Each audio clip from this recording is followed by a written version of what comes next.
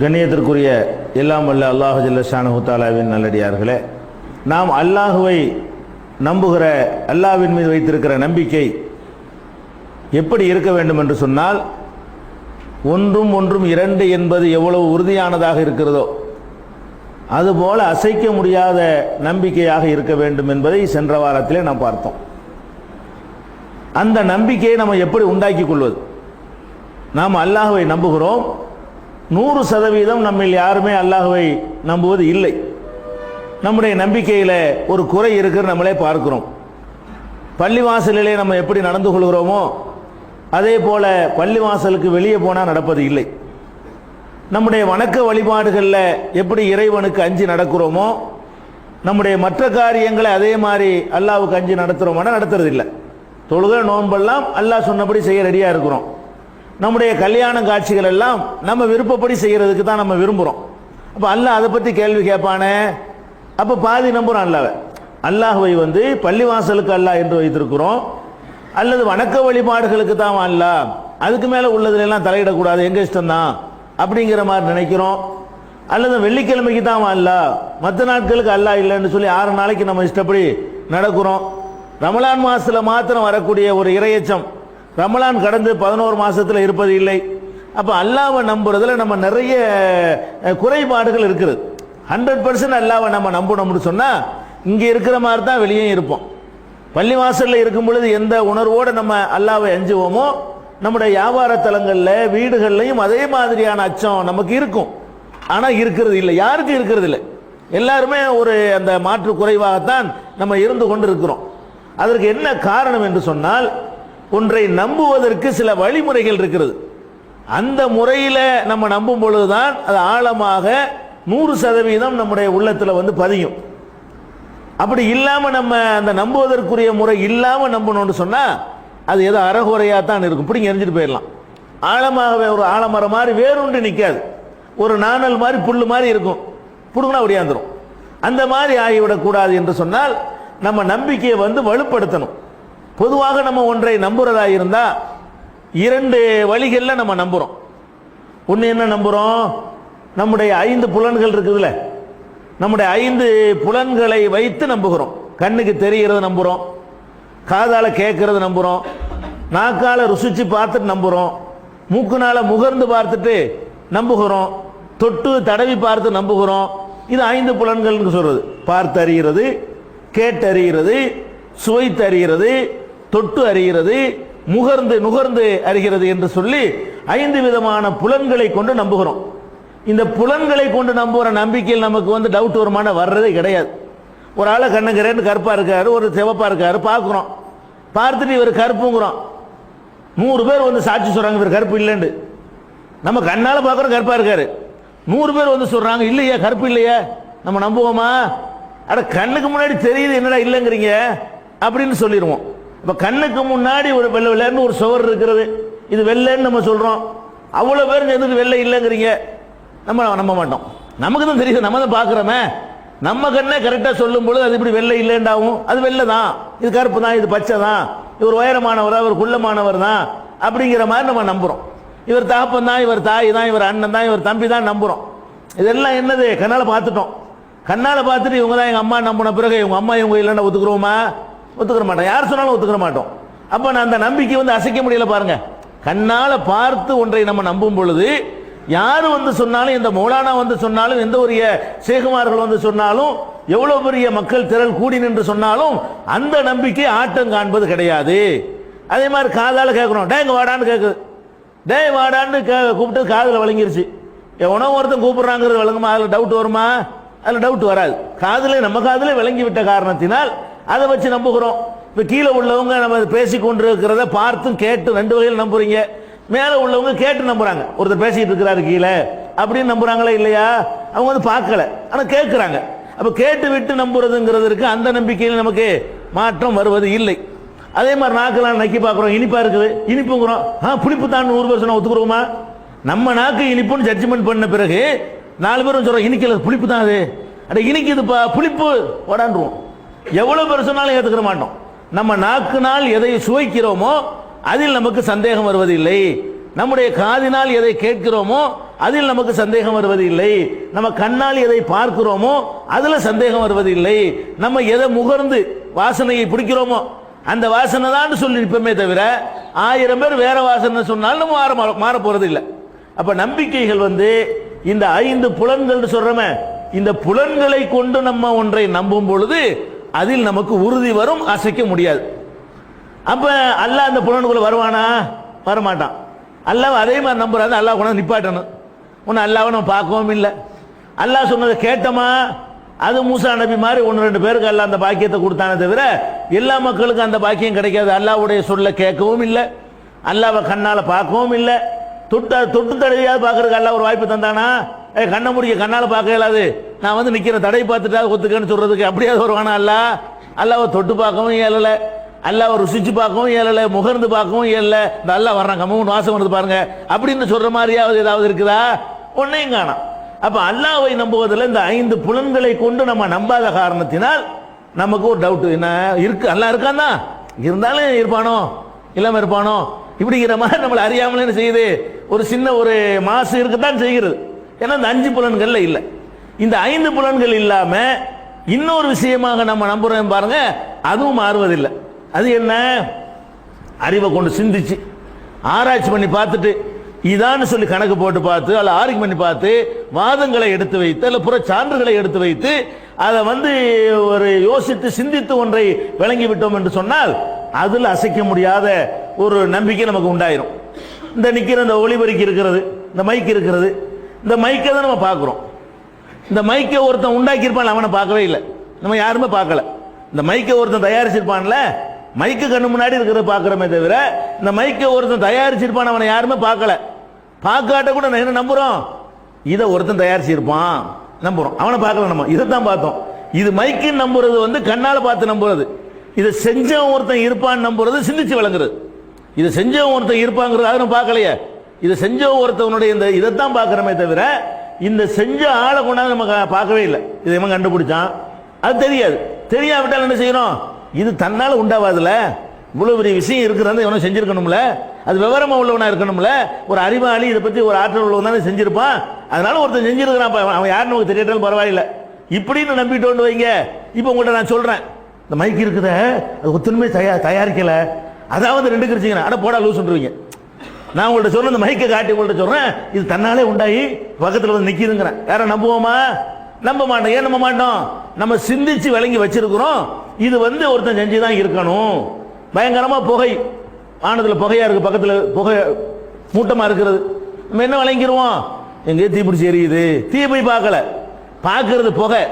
ஆனால் எதை விளங்கிறோம், இந்த புகை இருந்தால் நெருப்பு இல்லாமல் புகையுமா? புகைன்னா கண்டிப்பாக நெருப்பு இருக்கு, புகை அதிகமாக வேற இருக்கிறது, அதனால பெரிய அளவில் நெருப்பு பிடிச்சிருக்கணும், அதனால இவ்வளோ தூரத்துக்கு நிற்கிறது. ஏதோ ஒரு பக்கத்தில் உள்ள ஏரியாவில் அந்த திசையை வச்சு ஏரியாவை கூட சொல்லிவிடுவோம், இந்த ஏரியாவில் நெருப்பு பிடிச்சிற மாதிரி தெரியுதுன்னு சொல்றோமே. இது ஆராய்ச்சி பண்ணி சிந்திச்சு பண்ணி பார்த்தது புகையை தான். புகையை நம்புறது கண்ணை கொண்டு நம்புறோம், புகைக்கு பின்னாடி உள்ள நெருப்பை நம்புறது சிந்திச்சு நம்புறோம். அப்ப ஒன்றை வைத்து இன்னொன்றை நம்புறது இருக்கு பாருங்க, இந்த மாதிரியான நம்புகிற நம்பிக்கை இருக்கு பாருங்க, அதுவும் அசைக்க முடியாது. அதையும் அசைச்சிட முடியாது, உறுதியாக ஒருத்தர் நிற்பான். அந்த மாதிரி சொல்லி தரப்பட்ட அந்த மாதிரி முடிவு செய்யப்பட்ட நம்பிக்கைகள்ல மனிதன் தடுமாற்றம் ஏற்படுவதே இல்லை. இன்னொரு நம்பிக்கை இருக்கிறது, அது என்ன நம்பிக்கை? சிந்தனைக்கும் உள்ளது இல்லை, 5 புலன்கள்லையும் வராது, எவனும் சொன்னாங்க இருக்கா நம்பிக்கிறது. எது சொல்லி தந்திருக்கிறாங்க, என்ன சொல்லி தந்திருக்கிறாங்க? கழுதை குறுக்க போனா அந்த காரியம் உருப்படாது, பூனை குறுக்க போனா உருப்படாதுன்னு சொன்னாங்க. சொன்னோன்னு நம்பிக்கிட்டோம். பூனையெல்லாம் ஆராய்ச்சி பண்ணி பார்த்து மொத்தம் எத்தனை பேர் அந்த பூனை குறுக்க போயிருக்குது, எத்தனை பேர் அதில் மாட்டிக்கிட்ட ஆளுங்க, அதில் எத்தனை பேருக்கு என்னென்ன ஏற்பட்டிருக்குன்னு சென்சஸ் எடுத்து பார்த்து ஆராய்ச்சி பண்ணி பார்த்து அந்த பூனை குறுக்க போகும்போது பூனையிலேருந்து இந்த மாதிரியான ரசாயனங்கள் வெளிப்படுகிறது, அது இந்த மாதிரி அப்படிலாம் ஆராய்ச்சி பண்ணி நம்புகிறோம். எவனோ சொன்னா ஆத்தாவோ அம்மாவோ யாரோ சொல்லியிருப்பாங்க, அல்ல ஊரில் உள்ள எவனோ கிளடு கட்ட சொல்லியிருக்கு, உடனே என்ன செய்யறது, ஆமா பூனை குறுக்க போனால் அது உருப்படாது, இப்படி நம்புகிறோம் பாருங்க. இதுக்கு எந்த ஒரு ப்ரூஃபும் கிடையாது. கண்ணாலையும் பார்க்கல, காதாலையும் கேட்கல, சிந்திச்சாலும் ஓட மாட்டேங்குது. பூனை குறுக்க போறதுக்கும் ஒருத்தர் லைஃப் வீணா போறதுக்கு என்னையா சம்பந்தம், விளங்க மாட்டேங்குது. அப்ப என்ன பண்ணுது அந்த நம்பிக்கை? அது லேசா தான் இருக்கு, இப்படி எரிஞ்சிடலாம், அதனால எரிஞ்சிருக்கிறோம். நம்ம உள்ளத்துல அது மாதிரிலாம் சொல்லி தந்தாங்களே, அதுல நின்றுச்சா? சரியான ஆர்குமெண்ட் எடுத்து வைக்கும் போது தூக்கி எரிஞ்சிட்டு போயிடுறோம்ல, அந்த நம்பிக்கைகளை ஈஸியாக கடைப்பிடிங்க எரிஞ்சிடலாம், கடைசி பண்ணலாம். இப்ப நம்ம அல்லாஹ்வை நம்புகிற நம்பிக்கை அந்த அந்த முறையில் நம்ப முடியாது. எந்த முறையில்? 5 புலன்களை கண்ணால காதால கேட்டு தொட்டு பார்த்து முகர்ந்து ருசித்து விளங்க முடியாது. இன்னொரு நம்பிக்கை என்ன? சிந்திச்சு விளங்குது, அது முடியும். அல்லாஹ்வை நம்ம பார்க்காவிட்டால் கூட அவனை சிந்திச்சு விளங்க முடியும். அப்படி விளங்கி இருந்தால் கூட நம்முடைய நம்பிக்கை வலுப்பற்றதா இருக்கும். ஆனால் நம்ம எப்படி விளங்கி இருக்கிறோம்னு கேட்டா, அல்லாஹ் இருக்கிறான்னு அத்தா சொன்னார், அல்லாஹ் இருக்கிறான்னு அம்மா சொன்னாங்க, அல்லாஹ் இருக்கிறான்னு அஜர்த்து சொல்லி தந்தாரு, அல்லாஹ் இருக்கிறான்னு நம்ம சமூகத்தில் எல்லாரும் ஒருத்தர் சொல்லிக்கிறாங்க. அதனால அல்லாஹ் இருக்கிறான். அப்படித்தான் நம்ம இருக்கணும். நம்ம ஆராய்ச்சி பண்ணி பார்த்து சிந்தனை செய்து பார்த்து கடவுள் ஒருத்தருக்கு தான் வேணுமா, இருக்கு இல்லைன்னு சொல்றான், அவனுடைய ஆர்கியூமெண்ட்லாம் என்ன, அதுக்குரிய ரிப்ளை என்ன, அதையெல்லாம் பார்த்து விட்டா நம்ம நம்பி இருக்கிறோம். நம்ம நம்பல. நம்ம எப்படி நம்பி இருக்கிறோம்னு கேட்டா, பூனை குறுக்க போறதை நம்புற மாதிரி தான் அல்லாஹ்வை நம்பி இருக்கிறோம். பூனை குறுக்க போனால் இந்த கேடு ஏற்படும், கழுத குறுக்க போனால் இந்த நன்மை ஏற்படும், சுமங்கலியை பார்த்தா இந்த மாதிரி ஏற்படும், அமங்கலியை பார்த்தா அந்த மாதிரி ஏற்படும் என்று சொல்லி தந்திருக்கிறாங்களே, அதை எப்படி நம்ம நம்புகிறோமோ அது மாதிரி தான் அல்லாஹ்வை நம்புகிறோம். அப்படி நம்ப கூட. அதான் கோளாறுக்கு என்ன காரணம்? நம்ம ஜக்கரியா நபி மாதிரி அல்லாஹ்வை நம்ப முடியல. தள்ளாத 95 வயசுல 110 வயசுல 210 வயசுல அல்லாஹ்ட்ட கேட்டார, அப்படி கேட்க மாட்டேங்கிறோம். ஏன் கேட்க மாட்டேங்கிறோம்? நமக்கு சொல்லித்தரப்பட்ட நம்பிக்கை சும்மா ஆய்வுக்கு உட்பட்டாத நம்பிக்கை, ஏதோ செவி வழியாக பரம்பரையா வந்திருக்கிற நம்பிக்கை. இது அல்லாஹ்வுக்கு சரி, அல்லாஹ் இதை ஏத்துக்கிற மாட்டான். அல்லாஹ்வே நமக்கு என்ன சொல்லி தர்றான்னு கேட்டா, ஃபஅலம் அன்னஹு லா இலாஹ இல்லல்லாஹ், வணக்கத்திற்குரியவன் அல்லாஹ்வை தவிர யாரும் இல்லை என்பதை அறிந்து கொள் அப்படிங்கிறான் அல்லாஹ். சொல்லுன்னு சொல்லல, அது அறிந்து நம்புப்பாங்கிறான் அல்லாஹ். ஃபஅலம், அறிந்து கொள், அன்னஹு லா இலாஹ இல்லல்லாஹ், வணக்கத்திற்குரியவன் அல்லாஹ்வை தவிர யாரும் இல்லை என்பதை அறிஞ்சிக்க, விளங்கிக்க, சிந்திச்சிக்க அல்லாஹ் சொல்லி காட்டுறான். அதே மாதிரி இன்னொரு இடத்துல அல்லாஹ் சொல்லி காட்டுகிறான், அல்லதீன இதா துக்கிரு பி ஆயாத்தி ரப்பிஹிம் லம் யஹிர்ரு அலைஹா சும்மம் வ உம்யானா, அல்லாஹ்வுடைய வசனங்களை ஓதி காட்டியவர்களுக்கு அறிவுரை சொல்லப்பட்டாலும் குருடர்களாக செவிடர்களாக விடமாட்டார்கள். இவங்க எப்படி மூமின்கள் எப்படி இருக்க வேண்டும் என்று சொன்னால், அல்லாஹ் சொன்ன தலைகளை அடிக்க கூடாது, அது சிந்திக்கங்கிறான் அல்லாஹ். அல்லாஹ்வுடைய வசனங்களை கொண்டு அறிவுரை சொல்லப்பட்டால் கூட லம் யஹிர்ரு அலைஹா சும்மன் வ உம்யானா, குருடர்களாக செவிடர்களாக விடமாட்டார்கள், ஆய்வு பண்ணுவார்கள். அவர்கள் தான் உண்மையான மூமின்கள், சரியான நம்பிக்கையாளர்கள் என்று அல்லாஹ் ரப்பல் ஆலமீன் சொல்றான். அப்ப நம்ம என்ன பண்ண வேண்டியிருக்கு? அல்லாஹ்வை நம்புறதா இருந்தால் நம்ம இதுவரைக்கும் நம்புனது நம்ம அப்பன் பாட்டன் சொன்னபடி நம்பிட்டு போறோம், இருந்துட்டு போகுது. இப்ப கூட நம்ம அதை மாற்றிக் கொள்ளலாம். நம்ம அப்பன் பாட்டன் சொல்லி தந்தை நம்ம நம்பினால் கூட அது அப்படி நம்பல, நாங்க விளங்கித்தான் நம்புறோம், சிந்திச்சு பார்த்துட்டோம், எல்லா வகையான ஆராய்ச்சி செஞ்சு பார்த்துட்டோம். பார்த்த பிறகு தெரிகிறது ஒரு சூப்பர் பவர் இருக்கிறான், ஒரு சர்வசக்தன் இருக்கிறான், நிச்சயமா அவன் இருக்கிறான் என்பதில் எங்களுக்கு கடுகளவு சந்தேகம் இல்லை. இன்னென்ன ப்ரூஃப்களை நாங்கள் வைத்திருக்கிறோம், இன்னென்ன ஆதாரங்களை வைத்திருக்கிறோம் என்று சொல்லி நம்முடைய நம்பிக்கையை உறுதிப்படுத்தி கொண்டே வந்தோம் என்று சொன்னா, பள்ளிவாசலுக்கு தான் அவன் இறைவன், பள்ளிக்கு வெளியே இல்லை, அது மாறிவிடும்.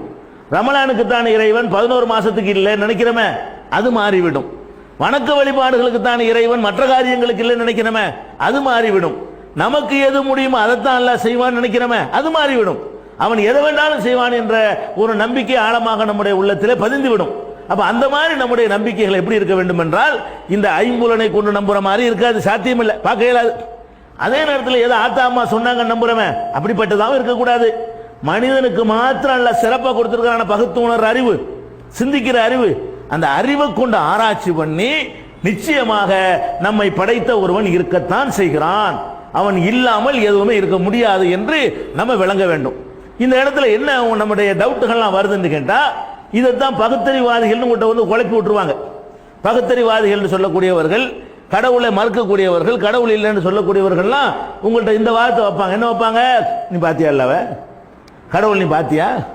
கண்ணால பார்க்காதவனை எப்படிப்பா நம்புற நீ காதல கேட்டியா? இப்படி கேட்டோன்னு இதுக்கு பேர் பகுத்தறிவு என்பார்கள். இது பகுத்தறிவு கிடையாது.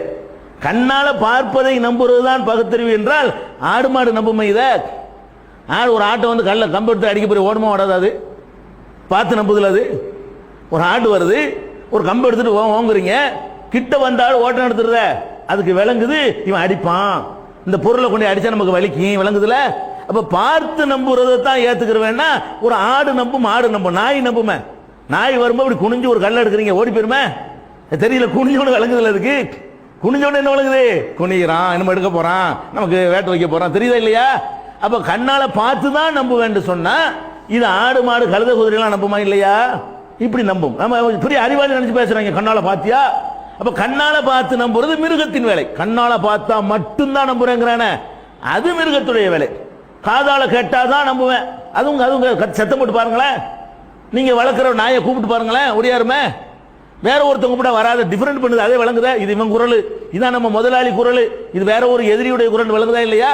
அதே பாஷையை வேற ஒருத்தவங்க கூட வர மாட்டேங்குது. நீங்க கூப்பிட்டா மட்டும் வருதுல. ஒரு கோழிக்கு விளங்குத, ஒரு நாய்க்கு விளங்குத, ஒரு ஆட்டுக்கு விளங்குத, யானைக்கு விளங்கு, சிங்கத்துக்கு விளங்கு. ரிங் மாஸ்டர் சொன்னா மட்டும்தானே கேட்குது. அதையும் நீங்க சொல்லி பார்த்தா கேட்குமா? கேட்க மாட்டேங்குது. சிங்கம் கட்டுப்படுது, புலி கட்டுப்படுதுன்னா அவனுடைய குரலை கரெக்டா வித்தியாசமா தெரிஞ்சுக்கிறது பாருங்க. இவன் குரலுக்கு தான் நம்ம கட்டுப்படணும், இந்த குரல் வேற மாதிரி வருது. நம்ம கூட ஏமாந்துடும், அது ஏமாற மாட்டேங்குது. நம்ம கூட இந்த வார்த்தையை அர்த்தத்தை வச்சுக்கிட்டு தலையாட்டிடுவோம். அது என்ன பண்ணுது? இது வேற சவுண்டே வேற மாதிரியா இருக்குது, இது நம்ம சவுண்டே இல்லைன்னு விளங்குதா இல்லையா? அப்ப நான் காதால கேட்டு தான் நம்புவேன். காதால கேட்டு தான் மட்டும் நம்புறது மிருகத்தின் வேலை, பகத்தில் உள்ள வேலை இல்லை. காதால கேட்டு நம்பணும், இன்னொன்னே நம்பணும். அதான் மனுஷன். அப்ப கண்ணால பார்த்தும் நம்பணும், சிந்திச்சு வழங்கணும். காதால கேட்டு நம்பணும், சிந்திச்சு வழங்கணும். முகர்ந்து பார்த்து தான் நம்புவேன், அதுவும் நம்புவேன். எல்லாத்தையும் புலி பசித்தாலும் புள்ளை திங்காதுங்கிறான, தெரியல வழங்கத்தானே செய்யறதுக்கு. சரியான பசி, புலிக்கு பசி இருக்குது, 2 புல்லு கட்ட கொண்டு போடுங்களேன், திங்காது. அது நம்ம ருசிக்கு சரி வர, நம்ம நாக்குக்கு சரி, அது விளங்கிறதுல. கண்ணையும் கட்டி போட்டு கூட வச்சு பாருங்களேன், கடிச்சு பார்த்துட்டு விளங்கிடும், இது நம்ம சாமான் இல்லை இது. அப்ப ருசி அது விளங்குதா இல்லையா? அப்ப நாக்கால என்னத்தை சாப்பிடணும், என்னத்தை சாப்பிடக்கூடாது கரெக்டா தெரியுது. ஒரு தண்ணியை கொண்டு வச்சீங்கன்னா மோந்து பார்த்துட்டு சில மாடு குடிக்காம போயிடும். ஒரு மாட்டுக்கு கொண்டு தண்ணி வச்சீங்கன்னா இப்படி மூக்கு வச்சு இழுக்கும் ஒரு மாதிரியா. அதுக்கு பிடிச்ச டேஸ்டா இருந்தா தான் நாக்க வைக்கும், இல்லைன்னா என்ன செய்யும்? மூக்குனால மோந்து பார்த்து அது பாட்டு போயிட்டே இருக்குமா இல்லையா? அப்ப முகர்ந்து பார்த்து ஒரு விஷயத்தை நம்ம ஏத்துக்கிறலாம், ஏத்துக்கிற கூடாதுன்னு சொல்லி தீர்மானிக்கிறது மாட்டுக்கு இருக்கா இல்லையா? நம்மளை விட மோப்ப சக்தி நாய்க்கு ஜாஸ்தியா இருக்குங்க. இந்த இடத்துல இவன் வந்தா அந்த வரைக்கும் வந்து பஸ் வரைக்கும் வந்து ஏற வரைக்கும் விட்டுட்டு ஒழிவுதா இல்லையா? ஒரு கொலகாரம் ஒரு வீட்டில் கொலை பண்ணிட்டு ஓடுறான், ஆட்டோ பிடிக்கிற வரைக்கும் அவன் நடந்து எங்கெல்லாம் போனானோ அவ்வளவு தூரம் வரைக்கும் வந்து எங்க தடுமாறு, அவன் ஆட்டோவில் ஏறுறான் பாருங்க, அப்பதான் தடுமாறும். அவன் பஸ்ல ஏறுறான் பாருங்க, அதான் கண்டுபிடிக்க இயலாது. டயர் ரப்பர் வந்துருச்சுல, ரப்பர் வந்து மேலே ஏறினவுடனே அந்த கனெக்ஷன் கட் ஆகி போயிடுது. அது வரைக்கும் நீங்க ஓடுனதெல்லாம் என்ன செய்யும்? எவ்வளவு தூரம் ஓடினீங்களோ அவ்வளவு தூரம் ஓடி நின்றும். அப்ப என்ன செய்வாங்க போலீஸ்ல? இது வரைக்கும் நடந்து வந்திருக்கிறான், இங்க இருந்து ஆட்டோவிலையோ பஸ்லயோ வேன்லயோ வாகனத்திலேயோ ஏறி போயிருக்கிறான்னு சொல்லி ஒரு கெஸ் பண்ணி அந்த நேரத்தில் வந்து ஆட்டோ எது பஸ் எது கார் எதுன்னு கண்டுபிடி கணக்கு பண்ணி அதை இருக்கிற ஆட்டோக்கெல்லாம் பிடிச்சி இழுத்து வச்சு விசாரிக்கும் போது உண்மை வந்துருது. அப்போ நமக்கு முடியாதுல, போலீஸ்காரரை பின்னாடி ஓடி போய் இந்த மோப்பம் முடிச்சு போய் சொல்ல முடியுமா? அப்ப முகர்ந்து தான் அறிவேங்கிறப்ப உன்னை விட நாய் கூட இருக்குத. முகர்ந்து அறிகிற அந்த ஆற்றல் எடுத்துக்கிட்டோம்னு சொன்னா நமக்கு மேல நாய்க்கு ஜாஸ்தியா இருக்குது. அப்ப நான் முகர்ந்து பார்த்தா அறிவேன், இதெல்லாம் கிடையாது. இந்த 5 புலன்களை எடுத்துக்கிட்டீர்களே, ஆனால் சில புலன்களை கேட்டறியது பாருங்க. நீங்களாம் என்னத்து கேட்பீங்க? ஒரு குறிப்பிட்ட அளவுக்கு சத்தம் தான் கேட்பீங்க. வழங்கமா ஏதாச்சும் எப்படிங்கிற ஏதாவது வழங்குமா? உங்களுக்கு ஒன்றும் வழங்காது. நான் என்னவோ சொல்லி இருந்தாலும் வழங்காது. என்ன செய்யணும்? உங்க காதுக்கு விளங்குறதுக்கு ஒரு குறிப்பிட்ட டெசிபல் அது வரணும். அப்பதான் உங்க அந்த அந்த ட்ரம் வந்து கிரகிக்க முடியும். வவ்வால் இருக்கு பாருங்க, அது என்ன கிரகிக்குது? அது கண்ணு கிடையாதுல, அது பார்க்காது. கேட்டு பறந்து வேகமா வரும். வரும்போது ஒரு சிக்னல் அடிச்சுக்கிட்டே வரும். அடிச்ச சிக்னல் போய்கிட்டே இருக்குன்னு வைங்க, அது பாட்டு போயிட்டே இருக்கும். போன சிக்னல் ரிட்டர்ன் ஆச்சுன்னு வைங்க, முத்திருச்சு எதுலையோ அந்த சிக்னல் வந்து போய்கிட்டே இருக்கும். செவர் இருந்துச்சுன்னு வைங்களேன், அங்க அடிச்சு இது திருப்பி அதுக்கு வந்துடும், காது கூடியாந்துடும். அந்த சவுண்ட் நமக்கெல்லாம் கேட்காது. அவ்வளவு மெல்லிசாக ஒரு அதிர்வை ஏற்படுத்துது. அது ரிட்டர்ன் ஆகி காதில் அடிச்ச உடனே அப்படி திரும்பிக்கிறது தன்னால. எதிர்த்தாப்புல என்னமோ இருக்குது பார்த்துக்கிட்டு வர்றது இல்ல. அந்த அனுப்புற சிக்னல் வந்து ரிட்டர்ன் ஆகாம இருந்தா போயிட்டே இருக்கும். எங்க ரிட்டர்ன் ஆகுதோ உடனே நின்று திருப்பிக்கிறோம், டைரக்ஷனை மாத்திக்கிறோம். அப்ப வந்து காதால கேட்கறதோட நம்ம அடிபட்டு போயிடுறோமே. நமக்கு மேல காதால கேட்கிற இதெல்லாம் நிறைய இருக்குது, அது மாதிரிலாம் பார்க்குறோம். அப்ப நம்ம பகுத்தறிவு என்ற பேர்ல என்ன நம்மகிட்ட கேட்பாங்க? இந்த 5 புலன்ல இருக்குதா பார்த்து நம்ம ஒத்துக்குருவோம், கேட்டு நம்ம ஒத்துக்குருவோம், ருசிச்சு பார்த்து நம்ம ஒத்துக்குருவோம், முகர்ந்து பார்த்து நம்ம ஒத்துக்குருவோம். இப்படி எல்லாம் ஒரு ஆர்குமெண்ட்டை வைத்துக்கொண்டு அதெல்லாம் அல்லாஹ் வந்து இல்ல, அல்லாஹ் யார் பார்த்தா, எவன் பார்த்தான், இல்லாத என்ன நம்புறீங்க அப்படின்னு சொல்றாங்களே, இது அல்ல பகுத்தறிவு. பகுத்தறிவுனா என்ன? இருக்கிற ஒன்றை வைத்து இன்னொன்றை நம்புவதற்கு பேர் தான் பகுத்தறிவு. இருக்கிறதே நம்புறதுக்கு பேர் பகுத்தறிவு கிடையாது. இருக்கிறத எல்லாம் நம்பிரும், எல்லா ஜீவன்களும் இருக்கிறத நம்பிரும். என்ன இருக்குன்னு இருக்கிறத பார்த்துட்டு இது இல்லாத இன்னொன்னு நம்புறோம் பாருங்க, அதுக்கு பேர் பகுத்தறிவு. அந்த பகுத்தறிவு அடிப்படையில் அல்லாஹ்வை நம்புறதா இருந்தால் பாத்தியா கேட்டியான்லாம் கேட்கக்கூடாது. பார்க்காமல் நம்புறோம். நம்ம காத்து இருக்குது, பாத்தீங்களா, நீங்க நம்புறீங்களா இல்லையா? அது கூட பதில் சொல்லிடுவாங்க. அதுவும் உடம்புல படுதுல, உடம்பு உணர்துல, உடம்பு வந்து அந்த ஸ்பரிசத்தை உணர்தா இல்லையான்னு சொல்லிடுவாங்க. அது மாதிரி கூட வேண்டியதில்லை. இந்த ஒன்றை வைத்து ஒன்றை வழங்குறது இருக்கு பாருங்களேன். இப்ப பகல்னு வழங்குறோம், சூரியன் இருக்குன்னு வழங்குறோம். சூரியனை பார்க்காம சொல்லலாமா இல்லையா? இங்க இருந்து கொண்ட இப்ப சூரியன் உச்சியில் இருக்குன்னு சொல்ல முடியுமா முடியாதா? வெயில பார்த்து சொல்லி கொடுக்கலாம்ல. நான் பார்த்து பேசிக்கிட்டே இருக்கேன், அப்படி அப்படி மங்களாவது, வெயிலையே காணா, சூரியன் இல்லை, மேகம் மறைச்சிருச்சுன்னு இங்க உட்காந்து சொல்லுவேனே. மேகத்தையும் பார்க்காம சூரியனையும் பார்க்காம மறைச்சதையும் பார்க்காம இந்த ஏத்தாப்பில் உள்ள செவத்தை பார்த்து என்னால் என்ன செய்ய முடியும்? சூரியன் மறைஞ்சிருச்சா மறையலையா, மேகம் இருக்குதா இல்லையான்னு சொல்லிட முடியுமே. அப்ப இப்படி எல்லாம் விளங்குறது வந்திருக்க, இது பகுத்து உணர்ற அறிவு. இந்த மாதிரி அல்லாஹ்வை நீங்கள் பகுத்து உணர வேண்டும் என்பதற்கு அல்லாஹ் நிறைய ஒன்று ரெண்டு கிடையாது, இப்படி சிந்திச்சு நீங்கள் பார்த்தீர்களே ஆனால் அல்லாண்டு ஒருத்தன் இருக்கிறான் என்பதற்கு ஆயிரக்கணக்கான சான்றுகளை இந்த பூமியில் அல்லாஹ் இறைச்சி விட்டுருக்கிறான். ஒவ்வொரு கோணமாக நீங்கள் எடுத்து ஆராய்ச்சி பார்க்க பார்க்க நம்முடைய ஈமான் என்ன செய்யும்?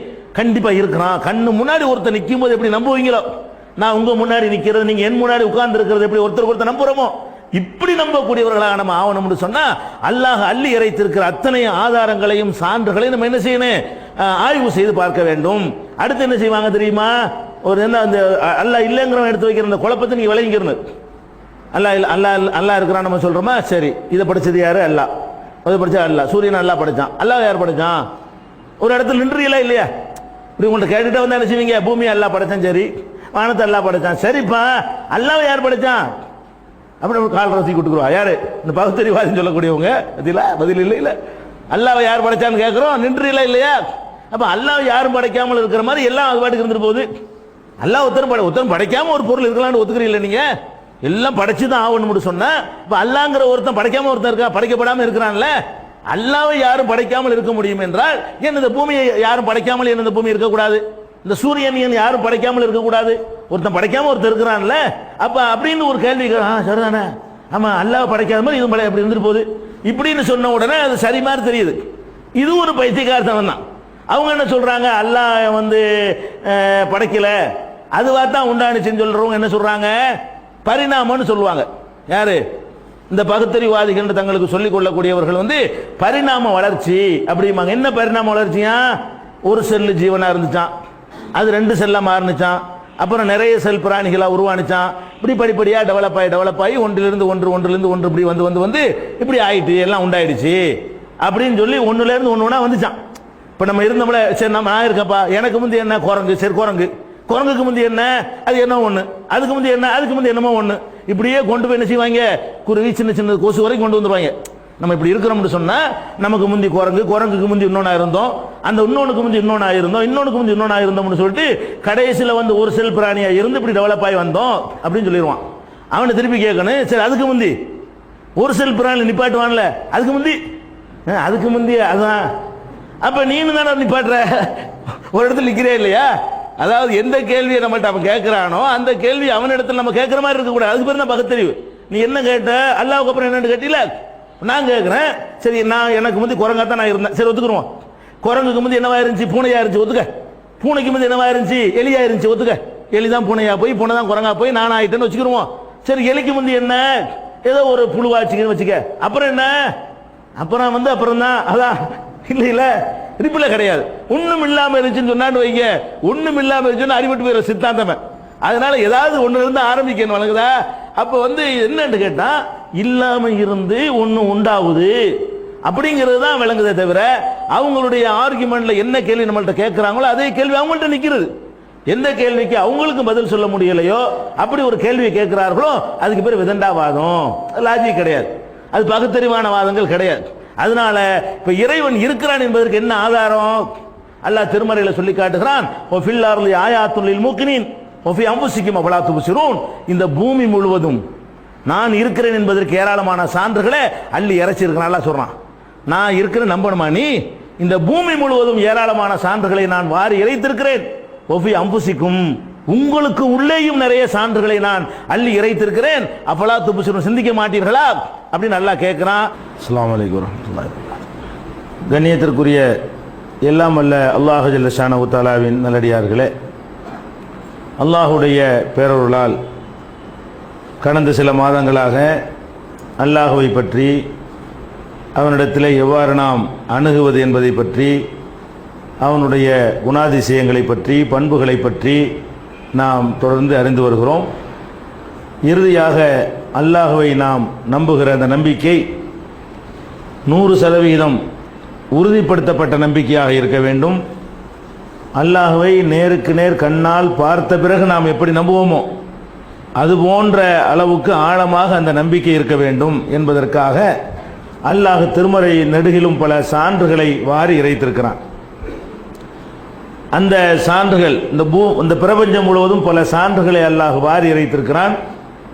அந்த சான்றுகள் ஒவ்வொன்றாக நாம் பார்க்கின்ற பொழுது நம்மை அறியாமலேயே நிச்சயமாக ஒரு சூப்பர் பவர், ஒரு சக்தி இருந்துதான் இந்த உலகத்தை இயக்கி கொண்டிருக்கிறது என்பதை சந்தேகத்திற்கு இடமில்லாமல் நாம் அறிந்து கொள்ளலாம். முதலாக இந்த பிரபஞ்சம், இந்த உலகம் எவ்வாறு தோன்றியது என்பதை பற்றி அறிஞர்கள், விஞ்ஞானிகள், ஆய்வு செய்யக்கூடியவர்கள் சொல்லக்கூடிய கருத்தும் திருமறை குர்ஆனுடைய கருத்தும் ஏறக்குறைய ஒரே மாதிரியாகத்தான் இருக்கிறது. திருமறை குர்ஆன் சொல்லுகிறது, இன்ன சமாவாத்தி வல்லர்ல காணத்தா ரத்துக்கன் ஃபதக்னாஹுமா, வானங்கள் பூமி எல்லாமே ஒன்றாக இணைந்திருந்தன, நாம் அதை பீத்து எடுத்தோம் என்று அல்லாஹ் ரப்புல் ஆலமீன் திருமறை குர்ஆன்ல சொல்லி காட்டுகிறான். பெருகிற வானம், பூமி, சூரியன், சந்திரன் எல்லாமே சேர்ந்து ஒரே ஒரு பொருளாக இருந்திருக்கிறது. அந்த ஒரு பொருளை தான் நம்ம பிச்சு எடுச்சிருக்கிறோம் சொல்லி பீத்து எரிந்தோம் எடுத்தோம்னு எல்லாம் சொல்லி காட்டுகிறான். விஞ்ஞானிகள் ஆராய்ச்சி பண்ணி என்ன சொல்றாங்கன்னு கேட்டா, இதே மாதிரி எல்லாம் ஒன்னா தான் இணைஞ்சிருந்தது, ஒரு தடவை ஒரு பெரிய அளவில் ஒரு வெடிப்பு ஏற்பட்டது, வெடித்து சிதறிய பிறகுதான் பல பொருள்களாக உண்டாகிவிட்டது என்று விஞ்ஞானிகள்லாம் சொல்கிறார்கள். இப்போ சூரியன் இருக்கிறது என்றால் இந்த சூரியனோட சேர்ந்து தான் இந்த பூமி இருந்தது. இந்த பூமி இருக்கிறது, இது தனி ஒரு பொருள் கிடையாது, சூரியனில் ஒரு பார்ட்டு தான் இது. அதே மாதிரி புதன் இருக்கிறது, அதுவும் சூரியனில் ஒரு அங்கம்தான். வியாழன் இருக்கிறது, அதுவும் சூரியனில் ஒரு அங்கம்தான். செவ்வாய், சனி இதெல்லாம் சூரியனோட ஒரு அங்கம்தான். இப்படி 9 கிரகங்களுமே சூரியனில் சேர்ந்து ஒரு பொருளாக தான் இருந்துச்சான். இருந்தது என்ன ஆச்சுன்னா, விஞ்ஞானிகள் சொல்றாங்க, இருந்தது ஒரு நாள் வெடித்து சிதறுகிறது. சிதறி தூசுகளாக போனோன்னு ஒரு சூரியன் மட்டும் ஒரு அளவு இருந்து கொண்டு மீதி எல்லாம் சிதறி விட்டதான் அதிகமான பகுதிகள். இந்த சிதறி போன பகுதிகள் ஒவ்வொரு ஏரியாவில் ஒன்னா திரண்டு உருண்டை ஆகிக்கிடுச்சுங்கிறான். இந்த இடத்துல இருந்ததெல்லாம் அப்படி தூளா சேர்ந்து ஒரு பூமி ஆகிக்கிடுச்சு. இதுக்கப்புறம் இன்னும் கொஞ்சம் தூரத்தில் வாரி இறைக்கப்பட்டதெல்லாம் வேற ஒரு கோள் ஆகி போச்சு. இப்படி தான் இந்த கோள்கள் எல்லாம் உண்டானுச்சு அப்படின்னு சொல்லி விஞ்ஞானிகள் சொல்கிறார்கள், ஆராய்ச்சி பண்ணி சொல்கிறார்கள்.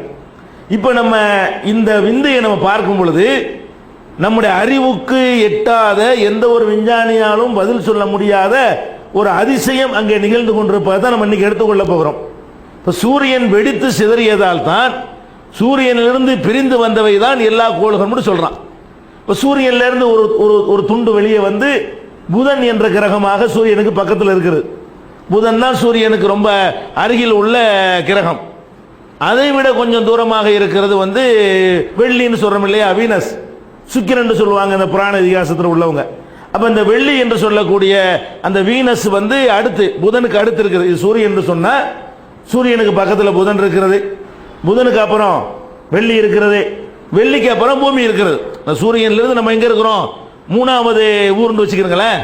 சூரியன்கிறது தலைநகரம் வைத்துக் கொண்டால், அந்த தலைநகரத்திலிருந்து புதன்கிறது பக்கத்தில் உள்ள ஊர்.